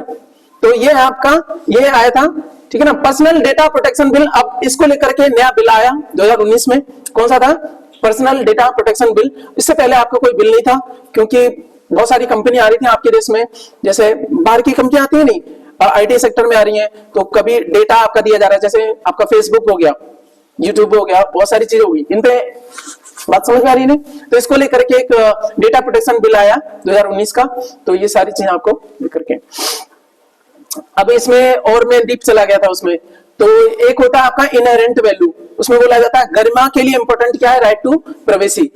ये क्यों उसने तब सुप्रीम कोर्ट बोल भी रहा था, क्यों जरूरत है उसकी गरिमा के लिए, गरिमा का मतलब क्या है, ठीक है ना, उसके सेल्फ रिस्पेक्ट के लिए जरूरी भी है हर किसी के लिए। दूसरा आपका जो आपका इंस्ट्रूमेंटल वैल्यू क्या होती है, तो किसी का हस्तक्षेप लाइफ में नहीं रहता है तो उसकी लाइफ एक्सपेक्टेंसी बढ़ जाती है। एक देखेगा कि एक तरह से उसको घुमा रहा है, वो जानवर की तरह बना रखा है, तुम कहां थे, कैसे थे, फलाने थे, आपको लगेगा यार क्या है यार, मैं जानवर हूं क्या, आपकी खुद की एंटिटी नहीं है।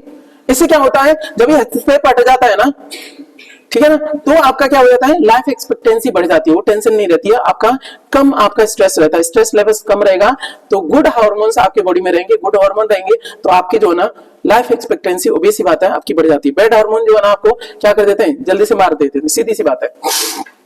शाहजहां के शासन काल में कौन सा विदेशी यात्री भारत आया था सर, आपका निकोलो मनुची आता है, निकोलो मनुची। सर बाकी जो आए थे ना, इब्न बतूता कब आया सर, बगल में जूता लेकर के, जूते से याद रखना, जूता चमड़े का, चमड़े के आपके सिक्के, चमड़े के सिक्के किसने, एमबीटी, कुछ लिंक हुआ, इब्न बतूता किसके टाइम पे आया, ठीक है ना। अच्छा अच्छा और सुनो, ये बात होगी, बाकी जो और भी थे ना वो कई काम के नहीं थे। अब सुनो, ये शाहजहां के शासन काल में आपका निकोलो मनुची आया है, और आपको एक बात बता दें, शाहजहां के बाद में ये आपके औरंगजेब के टाइम पे भी रहा है, तो कई बार देखने को मिलेगा कि आपका औरंगजेबी आंसर देखने को मिलता है, तो उसके टाइम पे भी रहा है। निकोलो मनुची सर इटली का है, ठीक है ना, निकोलो मनुची। आगे चलेंगे, लाल ग्रह के कितने उपग्रह सर, दो हैं, फोबोस डिमोस, अभी करा दिया ना, रेड प्लेनेट बोला जाता है, मार्स गॉड ऑफ वॉर बोला जाता है, ठीक है ना। रोमन में अलग अलग ग्रह को अलग अलग नाम दिया जाता है, वीनस को बोला जाता है गॉडेस ऑफ ब्यूटी, ठीक है ना। गॉड ऑफ वॉर किसको बोला जाता है, युद्ध का देवता बोला जाता है मंगल को। सर उल्टे क्वेश्चन पूछ लेगा वो, युद्ध का देवता निम्नलिखित में से किस ग्रह को बोला जाता है, मंगल को, ठीक है ना। ओके, किस संविधान संशोधन द्वारा मौलिक कर्तव्यों को शामिल किया गया था सर, 42वें संविधान संशोधन द्वारा, आपको पता है, खूब बता दिया। मौलिक कर्तव्य सर कहां, किस देश के संविधान से प्रेरित है, यूएसएसआर, देश का तो नहीं कह सकते हैं, वो संघ था, ठीक है ना। अल्टीमेटली हम कह सकते हैं कि वो रसिया है, ठीक है ना। अब पहले कभी यूएसएसआर हुआ करता था, नाउ इट्स रसिया, ठीक है ना। तो हम बात करेंगे 42वें संविधान संशोधन में, और आपको पता है 42 को इसको करो तो क्या हो गया, 6 बोले तो आपका 76, ठीक है ना, 76 हो गया। क्या जल में घुलनशील नहीं है सर, लेड सल्फेट है, क्या आपका, जो तुम सोच रहे हो मैं भी सोच रहा हूं, तुम सोच रहे हो मैं भी सोच रहा हूं, ठीक है ना। क्या जल में घुलनशील नहीं है, वो है आपका लेड सल्फेट। सब सीधे बैठना एकदम से, कमर सीधे करके बैठो। चलो, क्या जल में घुलनशील नहीं है, लेड सल्फेट। बाकी क्या थे sir, zinc sulphate, potassium sulphate और आपके सोडियम सल्फेट, ये सब आपके जल में घुलनशील है, ये जल में घुलनशील नहीं है। इसको लिंक कैसे करोगे आप, सोडियम सल्फेट, पोटेशियम और आपके जिंक, ठीक है ना। सर आपको एक चीज बताओ, जिंक, पोटेशियम और आपके क्या है, सोडियम वगैरह, ये तो जिंक पोटेशियम तो खाद में भी दिए जाते हैं, सल्फर भी दिया जाता है कि नहीं खाद में, तो जल में घुलनशील नहीं होंगे तो कैसे यूज होंगे, ये तो दोनों निपट गए। अब बताओ सोडियम सल्फेट वाला, सल्फर तो वैसे भी हो जाता है, यहाँ पे क्या है आपका सोडियम, नमक है, ये भी चला जाता है। अब बचे कौन से सर, लेड, पीबी, वो थोड़े ना है सर, ठीक है ना, कुछ नहीं है, लेकिन जबरदस्ती कोशिश करिए लिंक करने की। मेरी बात समझ आ रही है ना। तो ये आपका लेड सल्फेट आपका जल में घुलनशील नहीं है, बाकी सर आपके हैं। सीबीआई के बारे में बात करें, केंद्रीय जांच ब्यूरो, सीबीआई केंद्रीय जांच ब्यूरो के बारे में सही नहीं है, कौन सा वाला, इसने बोला था यह सर्वोच्च न्यायालय यानी सुप्रीम कोर्ट के मार्गदर्शन के तहत स्वायत्त निकाय है, ऑटोनोमस बॉडी है, यही बात गलत है सर। ये अब क्यों गलत है, तो सीबीआई है ना सुप्रीम कोर्ट के इशारे पे नहीं चलती, उसके इशारे पे चले तो कलेसी ना हो। सरकार के सारे पे चलती है, इसके पीछे सीबीआई लगा दी, सरकार आया ऐसे करके बोला जाता है कि नहीं? आपको पता होता छोटी सी बात तो आपको बाकी ऑप्शन सही हो या ना हो ये पता पड़ जाता है कि यार ये तो बिल्कुल नहीं, सुप्रीम कोर्ट के निर्देश के आधार पर नहीं चले। और स्वायत्त नहीं है सर, ये स्वायत्त नहीं है, ऑटोनोमस बॉडी नहीं है ये, ठीक है ना। ये किसके अंतर्गत आती है? सेंट्रल गवर्नमेंट इसको आपका रन करती है, ठीक है। इसके लिए आपका दिल्ली पुलिस जो है ना एक्ट बनाता है, दिल्ली पुलिस वाला एक्ट है ना, उसी के अंतर्गत ये बनाई गई थी, स्टेब्लिश हुई थी। कौन? सीबीआई वाली, ठीक है ना। एक बात समझ में आ गई। बाकी देखोगे बाकी सारे सही थे। केंद्रीय सरकार की प्रमुख जांच एजेंसी है, यही सही था, यही तो है मेन आपकी इन्वेस्टिगेटिंग एजेंसी है ना, वो आपकी सेंट्रल गवर्नमेंट के 3 विभाग हैं सर। भ्रष्टाचार विरोधी विभाग, विशेष अपराध वाला, आर्थिक ये वाला, ये आपके काम करते हैं, अलग अलग डिवीजन है इसके। फिर कार्मिक पेंशन और शिकायत मंत्रालय के अधीन रखा गया है, ये बात सही है। ये मंत्रालय किसके उसमें आता है? आपका केंद्र सरकार, ठीक है ना। और इसी के अंतर्गत आपके रखे जाते हैं कौन? आपके आईएएस वगैरह है ना, उनको जो आपके वेतन भत्ते वगैरह है ना, वो चीजें रहती हैं। अच्छा सुनो, ये लेकिन जो आपके कौन से वाले आपके सेंट्रल गवर्नमेंट देती है? जो सेंटर के लिए काम कर रहे हैं, कभी डिपोर्ट होते हैं, ठीक है ना, सेंटर में तब। अदरवाइज तो जब वो राज्यों में आपके तैनात होते हैं तो राज्य सरकार पैसा देती है। इसी बात पर राज्य सरकारें नाराज रहती हैं, चला पैसा हम दे, काम तुम करो सेंटर के लिए। बर्खास्त नहीं कर सकते, क्यों? बर्खास्त कौन करेंगे? प्रेसिडेंट। आर्टिकल 311 सॉरी 312 में तो नई सिविल सेवा बनती है ना, ऑल इंडिया सर्विस, ठीक है ना। उसके तहत यह संरक्षण दे रखा है, और उसको कौन कर सकता है? राष्ट्रपति के प्रसाद पर्यंत है। ये एक बार इनका वो हो गया, इसलिए क्या है ना, डीएम वगैरह को हटाया नहीं जा सकता, मुश्किल से हटाते हैं। इसलिए क्या है, और यही है, केवल इन्हीं जॉब के लिए नहीं, बाकी जॉब के लिए भी है 311 वाला, कि जब तक पर्याप्त रीजन नहीं होगा तब तक आपको हटाया नहीं जाएगा। इसी चक्कर में सब आप तैयारी कर रहे हो सरकारी जॉब की, अदरवाइज प्राइवेट जॉब में बड़ा सारा पैसा है, सही है। तो यही है। तो कहां पहुंच गए सर? ये वाली बात हो गई।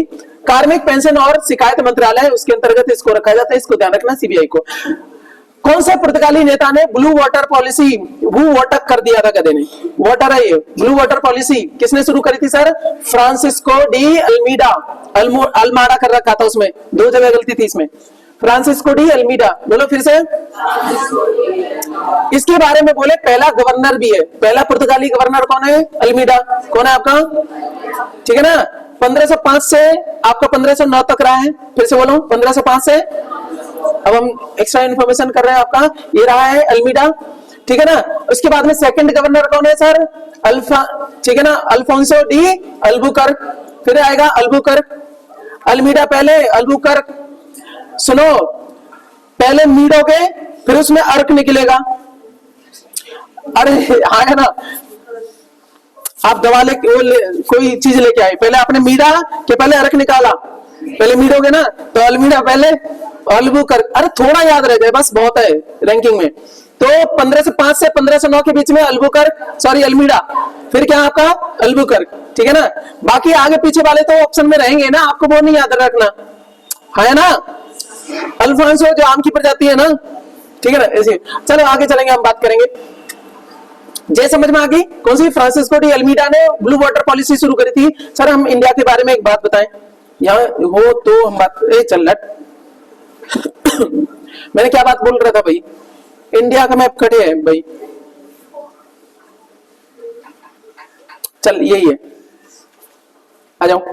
तो ये अरेबियन सी है, ये क्या है आपका? बे ऑफ बंगाल, बंगाल की खाड़ी, और ये आपका अरब सागर, नीचे क्या सर? हिंद महासागर। तो ये जो आपके पुर्तगाली थे ना, वो बालक पुर्तगाली थे ना, तो इस वाले एरिया में जो पानी में है ना, इनका जो है ना पावर ज्यादा हो गई थी। 1505 से लेकर के 1509 तक कौन है? अल्मीडा है, फ्रांसिस्को डी अल्मीडा, है ना। अब इसमें ब्लू वाटर पॉलिसी का मतलब क्या सर? ब्लू नेवी का मतलब क्या होता है? भीतर ओशन में जाना, डीप ओशन में जाना। मेरी बात समझ आ रही ना? वो पॉलिसी का मतलब क्या है? हम जो है ना यहाँ पे मिलिट्री बेस कम चलाएंगे, हम क्या करेंगे? पानी पर अधिकार ज्यादा रखेंगे। इसकी पॉलिसी थी किसकी? अल्मीडा की। शुरुआत में ट्रेड के चक्कर में, क्योंकि सारा व्यापार करना, हमें कौन सा भीतर से लेना देना, हमें सामान मिल जाए, इसको ले जाएंगे अपने इलाकों में, ठीक है ना। पहला गवर्नर है अल्मीडा, ये भी आपका क्वेश्चन हो गया। फ्रांसिस्को डी अल्मीडा पहला, आपका पुर्तगाली, ठीक है ना, अल्मीडा। आपका पहला पुर्तगाली गवर्नर भी है 1505 से लेकर के 1509 के बीच में। इसने ब्लू वाटर पॉलिसी शुरू करी कि हम जो है ना कहां पावर हासिल करना चाहते हैं कि ब्लू वाटर वाले में इसी को हम पावरफुल रहेंगे। सर रहा भी लंबे समय तक इनका जो है ना एकाधिकार बना रहा कहां पे, अरेबियन सी पे और हिंद महासागर वाले इलाके में। तो सागर में वो है तो भले कोई दूसरा लेके जा रहा है टैक्स तो देगा सर, ठीक है ना। ये चीजें होगी आपकी, तो मैंने समझा दिया आपको कौन सा वाला है। उसके बाद में आएगा कौन सा आपका अल्बुकर्क, ठीक है ना। कौन सा आपका अल्बुकर्क आ गया, चलो आ गया। ये 9 से लेकर के 15 तक है तो 6 साल ये रहा है। ये कितने साल रहा है? 4 साल ही रहा था। अल्मीडा 4 साल, अर्क निकला 6 साल, ठीक है ना। उसके बाद में सर और भी आते हैं, लेकिन एक चीज ध्यान रखना, ये तो हो गया आपका, ये क्वेश्चन हो गया ना कौन सा है जिसने ब्लू वाटर पॉलिसी थी, अल्मीडा की थी, ठीक है ना। अच्छा एक और है आपका, एक देखोगे आपके, ठीक है, नोनो डी कुना, नीनो डी कुना बोला जाता है, नीनो डी कुना, इसने नोनो कर रखा है, नीनो डी कुना। कौन सा आपका कुना, इसके बारे में बोला जाता है इसने कोचीन से राजधानी बदल कर कहां ले गया? गोवा, ठीक है ना। ये कुना जो है ना राजधानी लेके जा रहा था खींच के, कहां ले जा रहा था? कुना, कुना के कहां पे? गोवा। कुना 2 अक्षर का है, गोवा 2 अक्षर की, अरे कुछ तो लिंक करना पड़ेगा ना सर, नहीं बोला तो कुछ कुना रहा था राजधानी ले जाने के लिए, यानी कोचीन से कहां ले गया, ठीक है ना। अब एक सूसा है, ये भी गवर्नर है सर, ये सारे गवर्नर हैं, पुर्तगाली गवर्नर है। सूसा जो है ना किसके साथ में आया था भारत? वो आया था सेंट फ्रांसिस जेवियर, कुछ याद आ रहा है? गोवा में क्या है सर? बेसिलिका है ना, कौन सी वाली? Bom Jesus, saint Francis Xavier, बहुत बड़े संत थे, बहुत अच्छे भी थे उनका जो ना, ठीक है। चांदी के ताबूत में उनकी आज भी बॉडी जो है ना रखी हुई है, बॉडी तो नहीं रही यार, जो भी उनके रेलिक्स हो चुके हैं। तो कहां पहुंच गए सर आपके? सेंट फ्रांसिस जेवियर के साथ में आया था सूसा। तो इतनी हमने बातें बोल रही, इससे ज्यादा हमें नहीं पढ़ना सर। केंद्र और उसके सामान की बात करनी है, कौन सा केंद्र है और कौन सा सामान उससे जुड़ा हुआ है सर, बात करेंगे। आगरा में क्या जुड़ा हुआ है सर? पर्यटन है, ठीक है ना। आगरा में आपका पर्यटन, ठीक है ना। ऑप्शन के हिसाब से भी रहता है, आगरा में चमड़े का काम भी है, बट 1 डिस्ट्रिक्ट 1 प्रोडक्ट में आगरा में क्या है? चमड़ा भी है ना सर। वैसे इसको लिंक में क्या था सर? अच्छा इसका नहीं समझ में आया तो आपका कानपुर में चमड़े का ये भी गड़बड़ कर सकता है। मेरठ में खेलकूद था, उसी से निकल रहा था। मुरादाबाद में धातु पात्र, धातु बोले तो आपके कौन सी वाली? पीतल वाली, ठीक है ना। तो कानपुर में भी चमड़े का होता है, मैंने बताया भी था उस टाइम पे, आगरा में भी होता है। तो जब पर्यटन दिखाया तो कानपुर में पर्यटन थोड़ी ना ताजमहल का है, तो इसलिए बेस्ट ऑप्शन क्या था आपका? आगरा में पर्यटन, यहाँ पे वो वाला। सर आगे चलते हैं, आपका हिंडाल्को स्थापित है सर कहां पे? आपका यूपी में है सर। यूपी में कहां है? रेणुकूट में। रेणुकूट में कहां है सर आपका? नहीं नहीं नहीं, यूपी में सोनभद्र में रेणुकूट। क्या करें? रेणुकूट कहां है? सोनभद्र जिले में। आप फिर उसके बाद में कहां है आपका? यूपी, ठीक है ना, यूपी। तो ये हिंडाल्को है और ये अडानी समूह की है, और ये 1958 में आपकी स्टेब्लिश हुई थी, बहुत पहले ये कंपनी है सर। ये आपका एल्यूमिनियम और कॉपर का निर्माण करती है, ठीक है ना। हिंडाल्को आपका यूपी में सर, इसलिए पूछ लेगा, बड़ा उद्योग है, इसमें बहुत सारे लोग काम भी करते हैं सर। आगे चलिएगा, सुमेलित कर रहे थे मंदिर, आपको पता है वृंदावन वाला कहां रहेगा सर? अब ऐसा तो नहीं है कि कहीं और चला जाएगा, तो मथुरा में ये तो लिंक हो रहा था सर।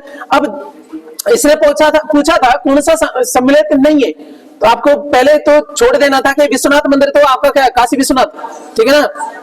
काशी यहाँ आपका वाराणसी में है, और देवी पाटन सर तुलसीपुर में पड़ता है, बलरामपुर में। तुलसीपुर कहां है सर? बलरामपुर में। और आपको पता हो हमने बोला था कौन सा वाला? पीली खीर बहरी बस्ती, बलराम सिद्ध महाराज, यानी पीलीभीत, लखीमपुर खीरी, बहराज, श्रावस्ती, 4 हो गए। बलरामपुर, सिद्धार्थनगर और महाराजगंज, ठीक है ना। ये 5 वो जिले हैं जो सीमा बनाते हैं किससे सर? नेपाल से, ठीक है ना। गुड। तो सर वही जो है, क्या बोला मैंने?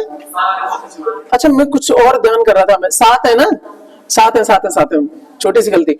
अच्छा मैं कुछ और बात बोल रहा था, मैं 5 क्यों ध्यान में आ गया, पता नहीं, कुछ सिली मिस्टेक होती है ये, आप जो ना पढ़ा रहे होते हैं ध्यान कहीं और होता है। चलो ठीक है सर। तो ये क्या है आपका? इसलिए टेंशन नहीं, क्योंकि कई बार बता चुके हैं इसको पहले से ही, ठीक है ना। ये कहाँ है सर? बलरामपुर में, तुलसीपुर, ठीक है ना। और ये देवी पाटन आपका मंदिर है आपका वहीं पे। अब जो गलत था सर, जे के मंदिर, उसने लखनऊ बोला था, असल में जे के मंदिर कहाँ है आपका? कानपुर में। कहाँ है आपका? कानपुर में है, और राधा कृष्ण के लिए बना हुआ है, ठीक है ना, चलेगा। 1953 में बना था, बहुत पुराना था, और ये सिंधिया लोगों ने बनवाया था, सिंघानिया लोगों ने बनवाया था। आगे चलते हैं सर। आपका ये क्या है सर? वाटर बबल्स है, पानी के आपके बुलबुले, ठीक है ना। आप पानी लीजिए, उसमें आप नीचे से कोई पंप से कुछ चलाओ। अरे मछली पालन एक्वेरियम होता है ना, छोटे छोटे घर पे रखे जाते हैं, साइड से आप पानी से बुलबुले छोड़े जाता है, ठीक है ना। बुलबुले छोड़ोगे तो ऐसे में बुलबुले से आपके चलते हैं कि नहीं नीचे से।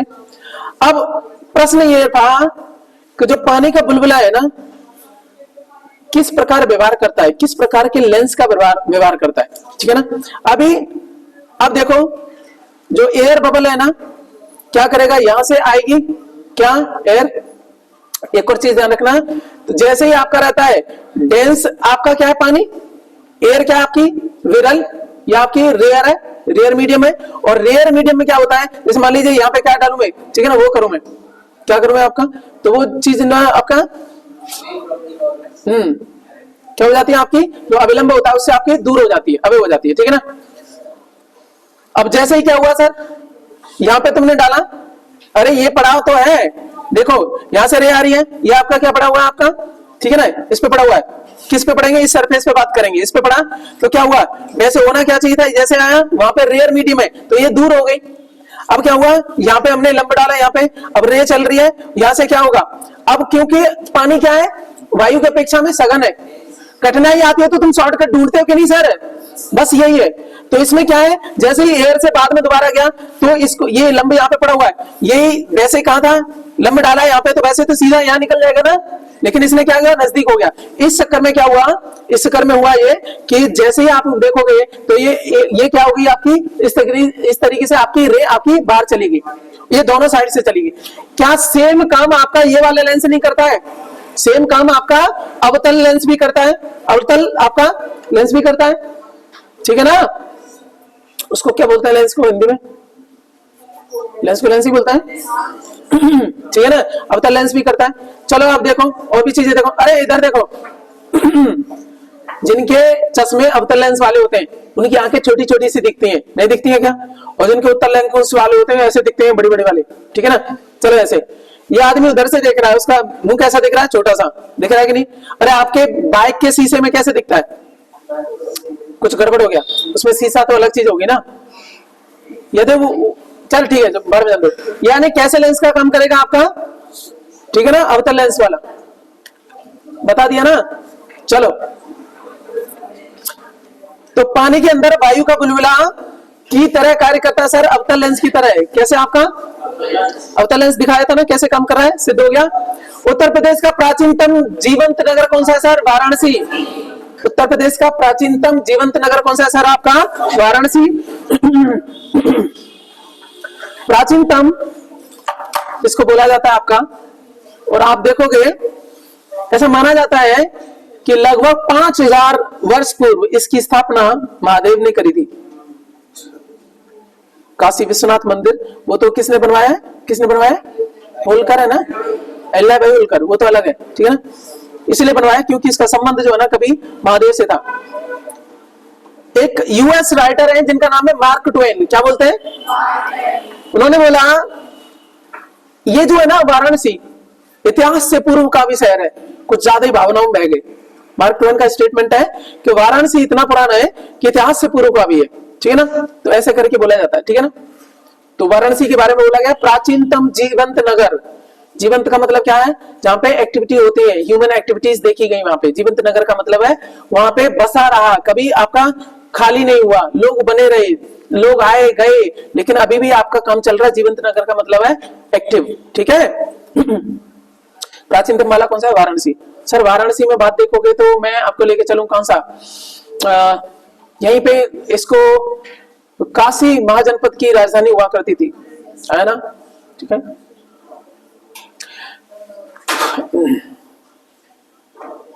महाभारत काल में लेके चलूं, काशी नरेश हुए हैं और काशी नरेश की 3 पुत्रियां, अंबा, अंबे और अंबालिका। हाँ, पितामह भीष्म उठा लाए तीनों को, दो तो ब्याह दी, ठीक है ना, विचित्र भी उनके साथ में, फलाने के साथ में, वो निपट लिए भाई साहब। फिर बुलाए गए कौन? इन्हें बोला हमारे एक और हैं जिनका नाम क्या है, ऋषि पाराशर की औलाद, शांतनु से पैदा नहीं हुए थे, कौन? सत्यवती नाम है ना, सत्यवती और ऋषि पाराशर की जो है ना कुआरे की संतान है, कौन आपके? जो है वेद व्यास। सारी कले से इन्हीं की है, सारा ड्रामा उन्हीं का है, महाभारत में ही सारा खानदान उन्हीं का, ठीक है ना। बाद में इनकी शादी होगी किनसे?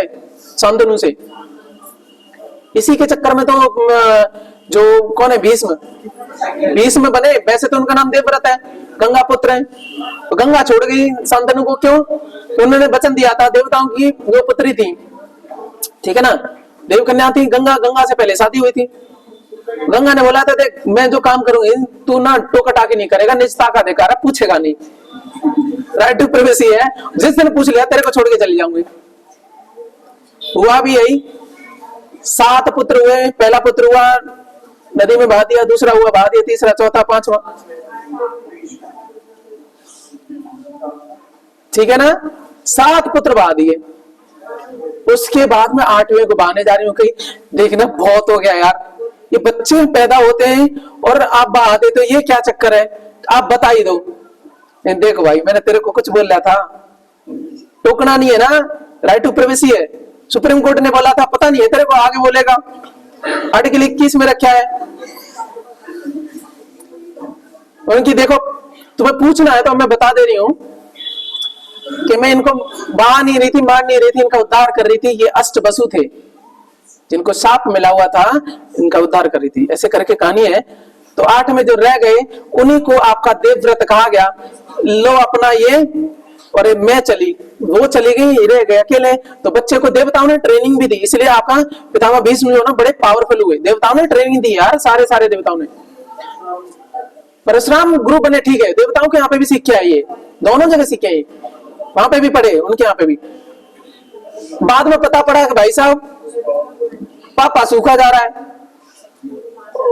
ना, दिक्कत क्या है सीधा तो नहीं बताया ना, कोई दिक्कत नहीं, कोई दिक्कत है कोई नहीं, क्या दिक्कत है फिर परेशान क्यों हो, सूख क्यों रहे हो? अब देखो भाई राजा का कुमार है तो पूछ तो ले गई, उसके भी जो आपके खुजिया नहीं खुफिया एजेंसी वाले होंगे, उन्होंने बताया ऐसा ऐसा करके इनकी ना सेटिंग चल रही है, और भाव नहीं दे रही, क्या दिक्कत है, जाके पूछा, सीधे सत्यवती के पास में पहुंच गए, पापा से पूछा भी नहीं, पितृभक्त थे भीष्म।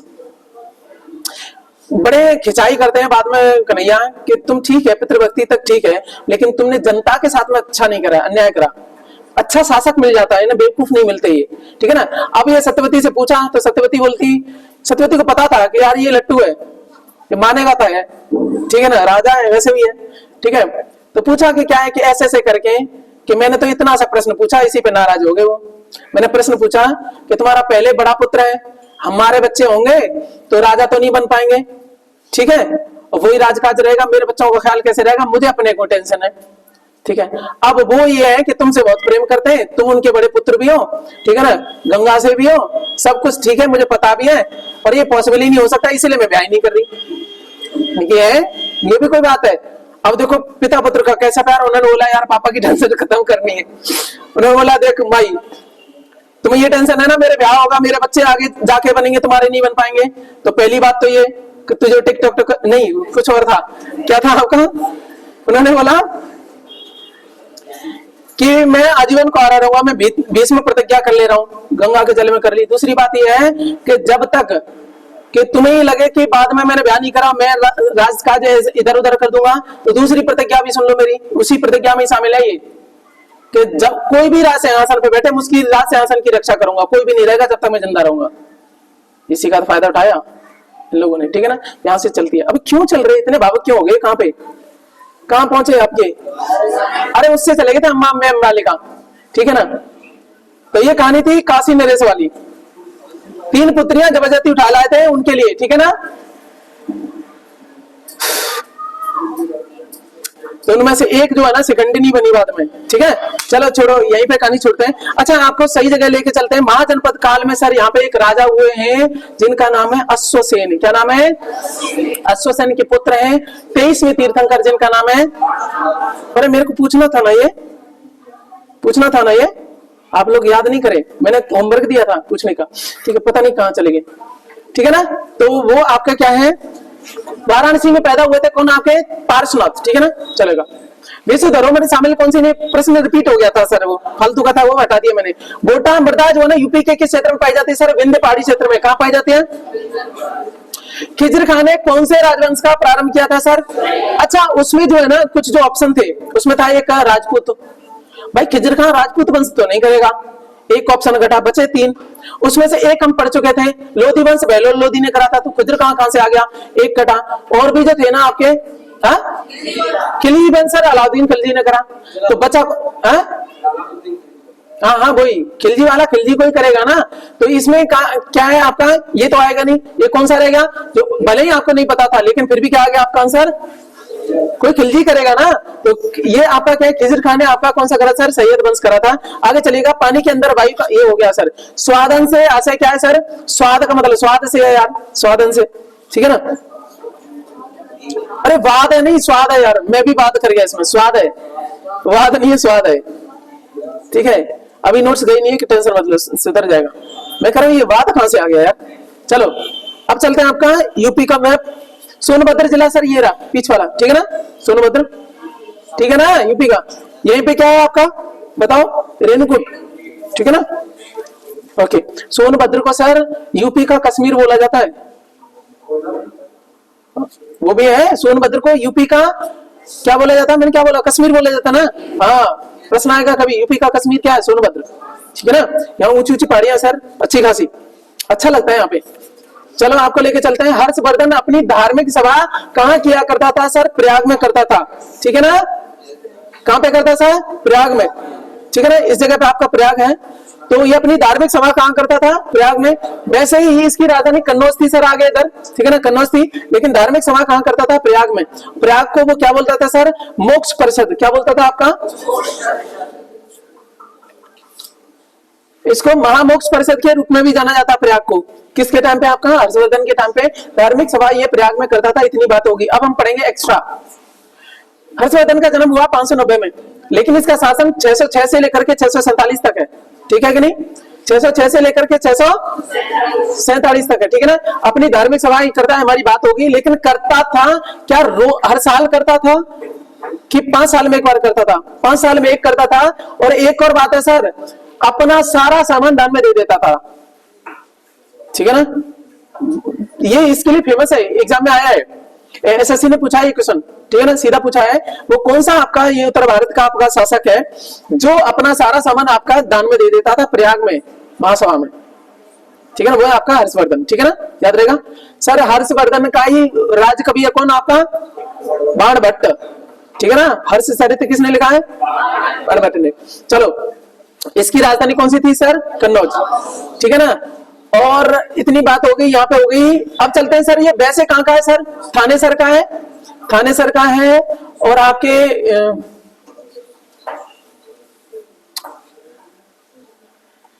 प्रभाकर वर्धन, प्रभाकर वर्धन इसके पिता हैं। कौन आपके? प्रभाकर वर्धन इसके पिता हैं। कौन? प्रभाकर वर्धन। कहाँ के? थाने सर के। इसके बाद में राजवर्धन इसका भाई है, वो थाने सर में था। मुद्दा ये था, इसकी बहन है राजश्री। इसकी बहन क्या है ना? ये मालवा के लिए ब्याह दी गई थी। कोई धोखा देकर के उसके पति को मार गया। कन्नौज पे आपका किसका शासन था? आपका राजश्री, जिसके लिए ब्याही थी उसका था। ठीक है ना, अभी डिटेल की कहानी नहीं है, बहुत लंबी कहानी है इसकी भी, बहुत अच्छी लगती है। उसके बाद में ये ना, ये कायर निकला इसका भाई राजवर्धन। मैं ना भाई मेरे से नहीं होगा, उससे डर गया, तो ये आएगा मैं आ रहा हूं मैं। ठीक है, फिर उसको भी मार दिया। तो थाने सर से लेकर के आपका और बहन भाई दोनों ने आपका कन्नौज से आपका शासन चलाया। एग्जाम में पूछा जाता है। ठीक है ना, वो कौन सा आपका जगह है जहां से 2 बहन भाई ने आपका शासन करा था? तो राजश्री और आपका कौन? हर्षवर्धन। इस तरीके से। ठीक है ना, पुष्यभूति वंश से है, या बैस वंश भी बोल देते हैं इसको, पुष्यभूति अथवा बैस वंश ये भी बोल देते हैं। अब आ जाते हैं लास्ट में जो कहानी लेके आ रहे हैं। बेचारे को जो है ना 6 साल हुए थे राजगद्दी पे बैठे हुए। 606 से लेकर के 612, 6 साल हो गए। 612 में सर नर्मदा का युद्ध होता है। कौन सा वाला? नर्मदा का।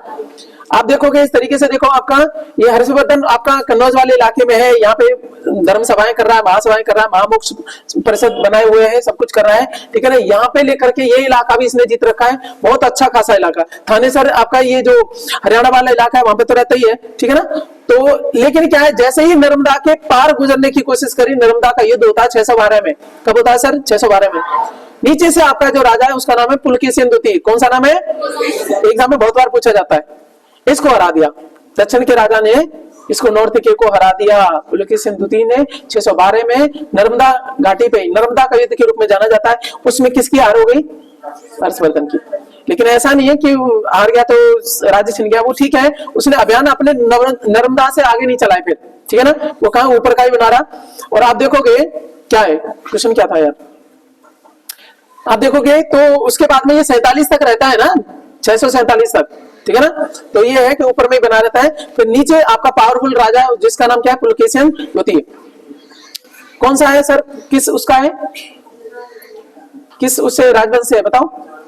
चालुक्य है ना वो, वातापी के या बादामी के चालुक्य, एक ही बात है, ठीक है ना।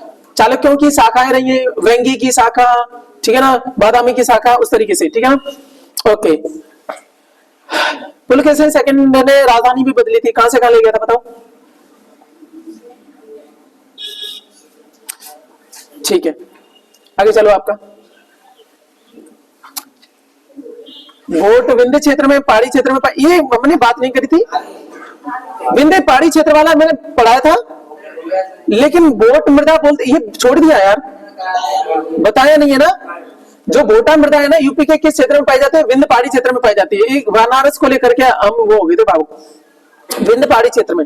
विंध्य पहाड़ी क्षेत्र कौन सा है सर आपका?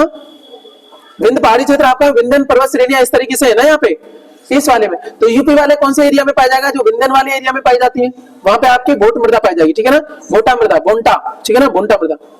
अच्छा, यूपी में सबसे ज्यादा आपकी मृदा कौन सी पाई जाती है? यही पे बात करेंगे, सर्वाधिक जलोढ़ पाई जाती है, ठीक है ना। फिर उसके बाद में थोड़ी ईस्ट की साइड में जाएंगे, ईस्ट यूपी की साइड में जाएंगे तो आपका कौन सी पाई जाएगी? आपकी दोमट भी पाई जाएगी, जिसमें आपकी, ठीक है ना, चिकनी मिट्टी वगैरह बाकी चीजें और मिल जाती है, दोमट हो जाती है, जलोढ़ अलग हो जाती है, ठीक है ना। एलुवियल सॉइल बोलते हैं आपका जलोढ़ को, ठीक है ना, जो नदियों के द्वारा लाई जाती है। चलो आगे चलते हैं सर। आपका थानेसर वाली बात हो गई, सारा हो गया। श्वेत प्लेग को आमतौर पर किस नाम से जाना जाता है? क्षय रोग, तपेदिक रोग या टीबी रोग, एक ही बात है, ठीक है ना। श्वेत प्लेग असल में क्या हुआ था सर, इसमें बॉडी जो है ना आपकी येलोइश हो जाती है। आपको किसी को आपका क्षय रोग हो जाए, टीबी हो जाए, तो बहुत सारी आपकी जो है ना वो लंग्स में जो है ना प्रॉपर आपको ऑक्सीजन मिल नहीं पाती, तो शरीर जो है ना आपका पीला सा पड़ जाता है। इस वजह से इसको श्वेत प्लेग बोल दिया जाता था, ठीक है ना। एमटीबीसी, एमटीबीसी इसका क्या है? कारक है। एमटीबीसी बोले तो Mycobacterium, Mycobacterium tuberculosis, Mycobacterium tuberculosis complex. Sir Mycobacterium tuberculosis complex इसलिए बोला, माइकोबैक्टीरियम ट्यूबरक्लोसिस में कई आपके आते हैं, वो अलग अलग प्रकार के अलग अलग तरीके से आपकी बीमारी करते हैं। जैसे विटामिन बी कॉम्प्लेक्स का मतलब क्या होता है? विटामिन बी और बी के खानदान आ जाता है तब कॉम्प्लेक्स लगाते थे, ठीक है ना, बायो की भाषा में, ठीक है ना। तो माइकोबैक्टीरियम ट्यूबरक्लोसिस कॉम्प्लेक्स, ठीक है ना, इसको बोला जाता है एमटीबीसी। इसकी वजह से आपका श्वेत प्लेग आपका होता है, अलग अलग तरीके से होता है, इनके ही करते हैं। सर ये क्या बैक्टीरिया से होने वाला रोग है? टीबी। किसका है आपका? ठीक है। श्रेष्ठ प्रतिभूतियां कौन सी होती हैं? अच्छी सिक्योरिटीज कौन सी होती है सर आपकी? जो सरकार द्वारा जारी की जाती है, सरकार द्वारा जारी की जाती है सिक्योरिटीज, ठीक है ना। सिक्योरिटीज कौन से होते हैं आपके? प्रतिभूति पत्र कौन से होते हैं?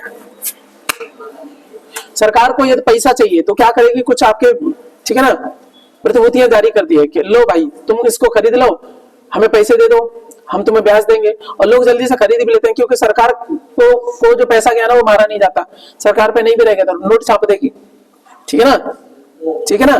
तो ये प्रतिभूतियां होती हैं जो लेन देन में काम आती हैं। इस तरीके से हमारा ये आपका चीजें हो गई सर, ठीक है ना, ठीक है। ये आपका फिनिश होता है यहाँ का चीजें, ठीक है ना। खुश रहिएगा, ख्याल रखिएगा, यही रखेंगे जीएस में। अब करंट